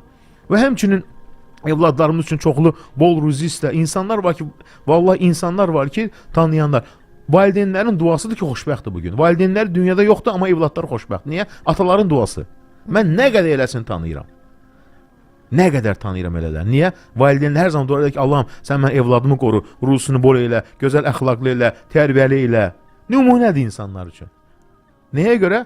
Valideynlərin duası. Bəlkə də bugün bizim nələrəsə çatmağımız, əldə etməyimiz Allahın izni ilə valideynlərimizin duasıdır. Onlar dünyada yoxdur, amma onların dualarının bəhrəsini bugün biz yaşayırıq. Çoxlu dua. Peyğəmbərimizin valideynləri İslamı qəbul etdilərmi? Etmədilər, yox. Onlar əvvəlki, yəni o dövrdə olan İbrahim peyğəmbərini dəyişdirmişlər. O din üzərində qalmışlar. Yəni dəyişdirilmiş bir şey. İbrahim peyğəmbərin dinini dəyişdirmişlər o Məkkə toplumu. Bu il qızım imtahan verəcək, hansı zikri etsə yaxşı olar? Bütün zikirlər faydalıdır. Ən çox sıxıntı anında, baxın, Cəfər Sadiqin gözəl tövsiyəsi var. Duaya vaxt ayıran gözəl bir duamız var. Cəfər Sadiqin gözəl bir imamlardan tövsiyəsi var. Sufyan Thawri rahimehullah Cəfər Sadiqin tələbəsi olub. Deyir, harda görürdüm, tuturdum ki, ey imam, mənə tövsiyə elə. Bir gün tutdum əlindən, dedim, mənə hədis danış. Dedi ki, elm çoxdur. Dedim, danış. Dedi, onda otur. Baxın, nə dedi? Dedi, əgər nemətin boldursa, denə əlhəmdülillah. Əgər deyir, ruzun gecikirsə, denə əstəğfirullah. Əgər deyir, darlığa, sıxıntıya düşmüsənsə, problemlə qarşılaşmamıza qorxu varsa, denə ki, la havlə və la quvvətə illə billah. Nə gözəl Cəfər Sadiq rahimehullahdan, Allah ona razı olsun, gözəl bir tövsiyə. Yəni bütün zikirlər faydalıdır. Ramazanınız mübarək olsun. Subay vaxtı namaz qılırdım. Ailə qurandan sonra isə qüsul almağıma imkan yoxdur. Ona görə içimdə sıxıntı çəkirəm. Təyyəmmüm elə. Əgər bir insan xəstədirsə, Bəli. o zaman su ilə qüsl ala bilmirsə, dəstəmaz alın, təyyəmmüm edir. Təyyəmmüm necə? Çox rahat. Torpaq götür bir həyətdən, torpaq boldu maşallah. Bir qabın içərisində və klokun içərisində. Torpağa əlini vurdun, üzünə məhz çəkirsən, sağ-sol biləyə qədər əlinə çəkirsən. Və yaxud da ki, misal üçün su var, amma belə bir dediyi kimi sıxıntı var. Ala bilmir. Və ya xəstəlikdən alamıyor. Belə. O zaman təyyəmmüm elə, amma namaza heç zaman tərk eləmə. Mənim oğlum da Əlidir, qızım da Zəhra Nurdur. Vay maşallah, nə gözəl adları var. Allah saxlasın. Allah adları ilə necə deyirlər, xoşbəxt eləsin. Amin. Baxın, adların təsiri var ha. İnsanın evladına gözəl ad seçməlidir hər zaman. Adın təsiri var. Baxın, məsələn, bizim sevindik. Bəli. Harda görürük, sevinir. Sevinir. Adın insana təsiri var. Eynən, gülər üzlüdür elə. Gülər üzlüdür. Hər gün harda görürük, sevindik ki, gülür. Bu adın, ona görə İbn Qeymin gözəl sözü var, deyir ki, adları gözəl adlar seçin. İnsanın adların da həyatına təsiri var deyir. Eynən. Yəni o ad, çünki hər zaman insanlar səni o adla çağırırlar. Eynən. Peyğəmbərin yanına bir nəfər gəlir, deyir, adın nədir? Deyir, Həzən. Həzən nə idi? Kədər. Dedi, sən kədər deyilsən, sən xoşbəxtsən, adını dəyişdirdi. Gözəl ad qoydu. Allah Allah. Sevindik yadıma düşdü. Hər görəndə sevinirik biz onu görəndə. Eynən, Maşallah. eynən, maşallah. İnan Çox o güzel. gələndə keyfimiz acı. Hər gün gəlsin o bura. Maşallah. Bugün de oruç tutur hocam. Maşallah. Maşallah. Həkimdən deyir, soruşdum. Həkim mənə dedi ki, hamiləsən, sən oruç tuta bilməzsən. Amma mən tuturam və tutmaq istəyirəm. Necə edim hocam? Yəni həkimi dinlə. Çünki hamiləliyin ola bilər ki, yəni irəliləyən vaxtlarında olsun, uşağa zərər ola bilər, qidalanmalısan. Həkimin məsləhətinə baxın. Yəni çünki qəzasını sonra Ramazandan sonra tutacaqsın. Hikmət adı deyil, nə gözəl addır. Hikmətli eləsin Allah səni. Amin. Allah köməyiniz olsun. Yoldaşımın ruhuna Ramazan ayında mütləqdirmi ki, Quran oxutdurum? Bu ayda. Yox, yox. İnsan dünyadan köçən üçün iki şey ən önəmli nədir? Çoxlu desən ki, Rabbi xfirli, Rəbbim məni və ərimi bağışla, valideynimi bağışla. Bir də onun yerinə sədəqə verirsən. Ramazan ayı imkanın var, sədəqə ver. İmkanı yoxdur, dua elə. Bağışlanma duası sədəqədən üstündür. Sonuncu mesaj oxuyum hocam, sonra duamızı edək. Edək. Mən bir il durmadan zikr etdim, dua etdim, Allahdan sidq ürəkdən istədim. Bir aydır ailə qurdum, işimdə yaxşılaşdı. Hər şey bir göz qırpımında oldu. Allaha həmd olsun. Bilsin nəyə görə? Çünki ümidli olub, davamlı olub. Biz biraz dua edirik, dinləyəcəyimiz bəzən dua edirik. Yaşam mənim axı qəbul olunmadı. Tezə başlamısan, bir səbirli ol da. Baxın, dua nəyə bənzədir alimlər? Baxın, deyir ki, misal üçün bir insan əgər bir fidan əksə, ona su verməsə, ona baxmasa, nə olacaq? Quruyacaq. Bar verməsi üçün deməli xidmət göstərməlidir. Dua da elədir. Yəni duanı davamlı olursan, davamlı istəyirsən, nəticəni biz tələsirik. Çünki Allah Taala özü hansı vaxtın münasib olduğunu bilir. Bəlkə istədiyi vaxt evlənsəydi, bəlkə başına başqa bəla gələcəkdi. Və ya da məsələn insan deyib ki, olsun, sonra deyib ki, bəla oldu mənə. Deyək ki, Allahım xeyirlisini ver və xeyirli vaxtda ver. Sənin münasib bildiyin vaxtda ver. Dua edərkən tələsmə yəni. Dua edək inşallah, amin deyək. Bu gözəl əmin-amanlıq yurdumuzda həqiqətən nə gözəldir. Rəbbimizə həmd olsun bu gözəl vətənimizə görə ki, bir yerə yığışmışıq, can deyirik, can eşidirik, dua edirik, amin deyirik. Buna görə insan gərək hər zaman Rəbbinə şükr etsin. Gecə namazlarında çoxlu dua eləməliyik.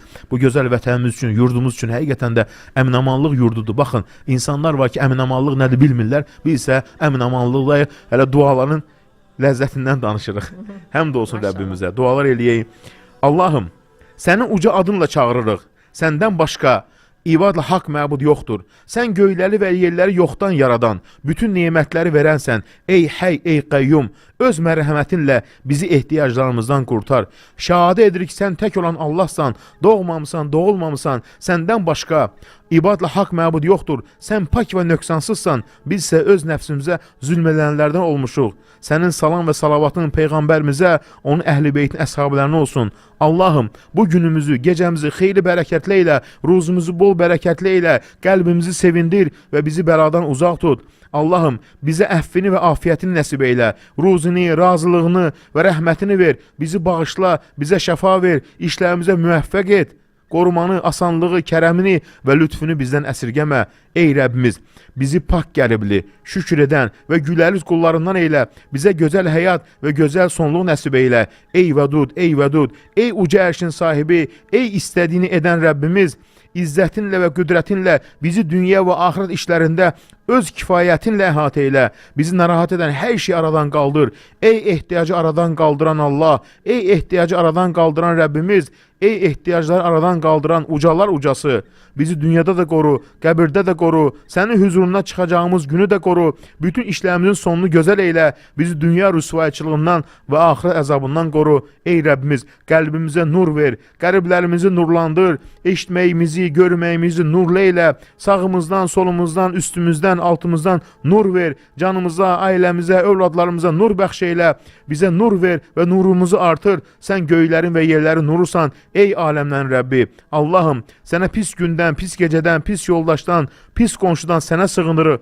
İkiyüzlü insanlardan, şeytanlardan və iblisdən sənə sığınırıq. Biz sənə təvəkkül etdik. Sən uca ərşin Rəbbisən. Ey Rəbbimiz, bizi və ailəmizi sənə həvalə edirik. Bizi hər cür pislikdən qoru. Güc və qüvvə yalnız səndədir. Ey Rəbbimiz, biz günahlarımız özümüzə zülm etdik. Peşmanıq. Bizi bağışla. Əgər bizi bağışlamasan, ziyana uğrayanlardan olarıq. Ey Rəbbimiz, bizi xoş günlərdə səndən razı olan, çətin günlərdə isə şükr edən qullarından elə. Ya Mucib, sənə gözəl ibadət etmək, sənə şükr etməkdə və səni zikr etməkdə bizə yardım eylə. Dualarımızı qəbul eylə, bizi sevindir. Allahım, ruzumuzu bol bərəkətli eylə. Allahım, həmd yalnız sənədir. Şikayətimiz yalnız sənədir. Yardım səndəndir, kömək səndəndir. Güvənimiz yalnız sənədir. Sənin qüdrətin olmadan nə bir güc var, nə bir qüvvət var. Allahım, bədənlərimizdə, qulaqlarımızda, gözlərimizə bizə salamatlıq ver. Bizi hər cür xəstəliklərdən qoru. Elə bir şəfa ver ki, xəstələrimizə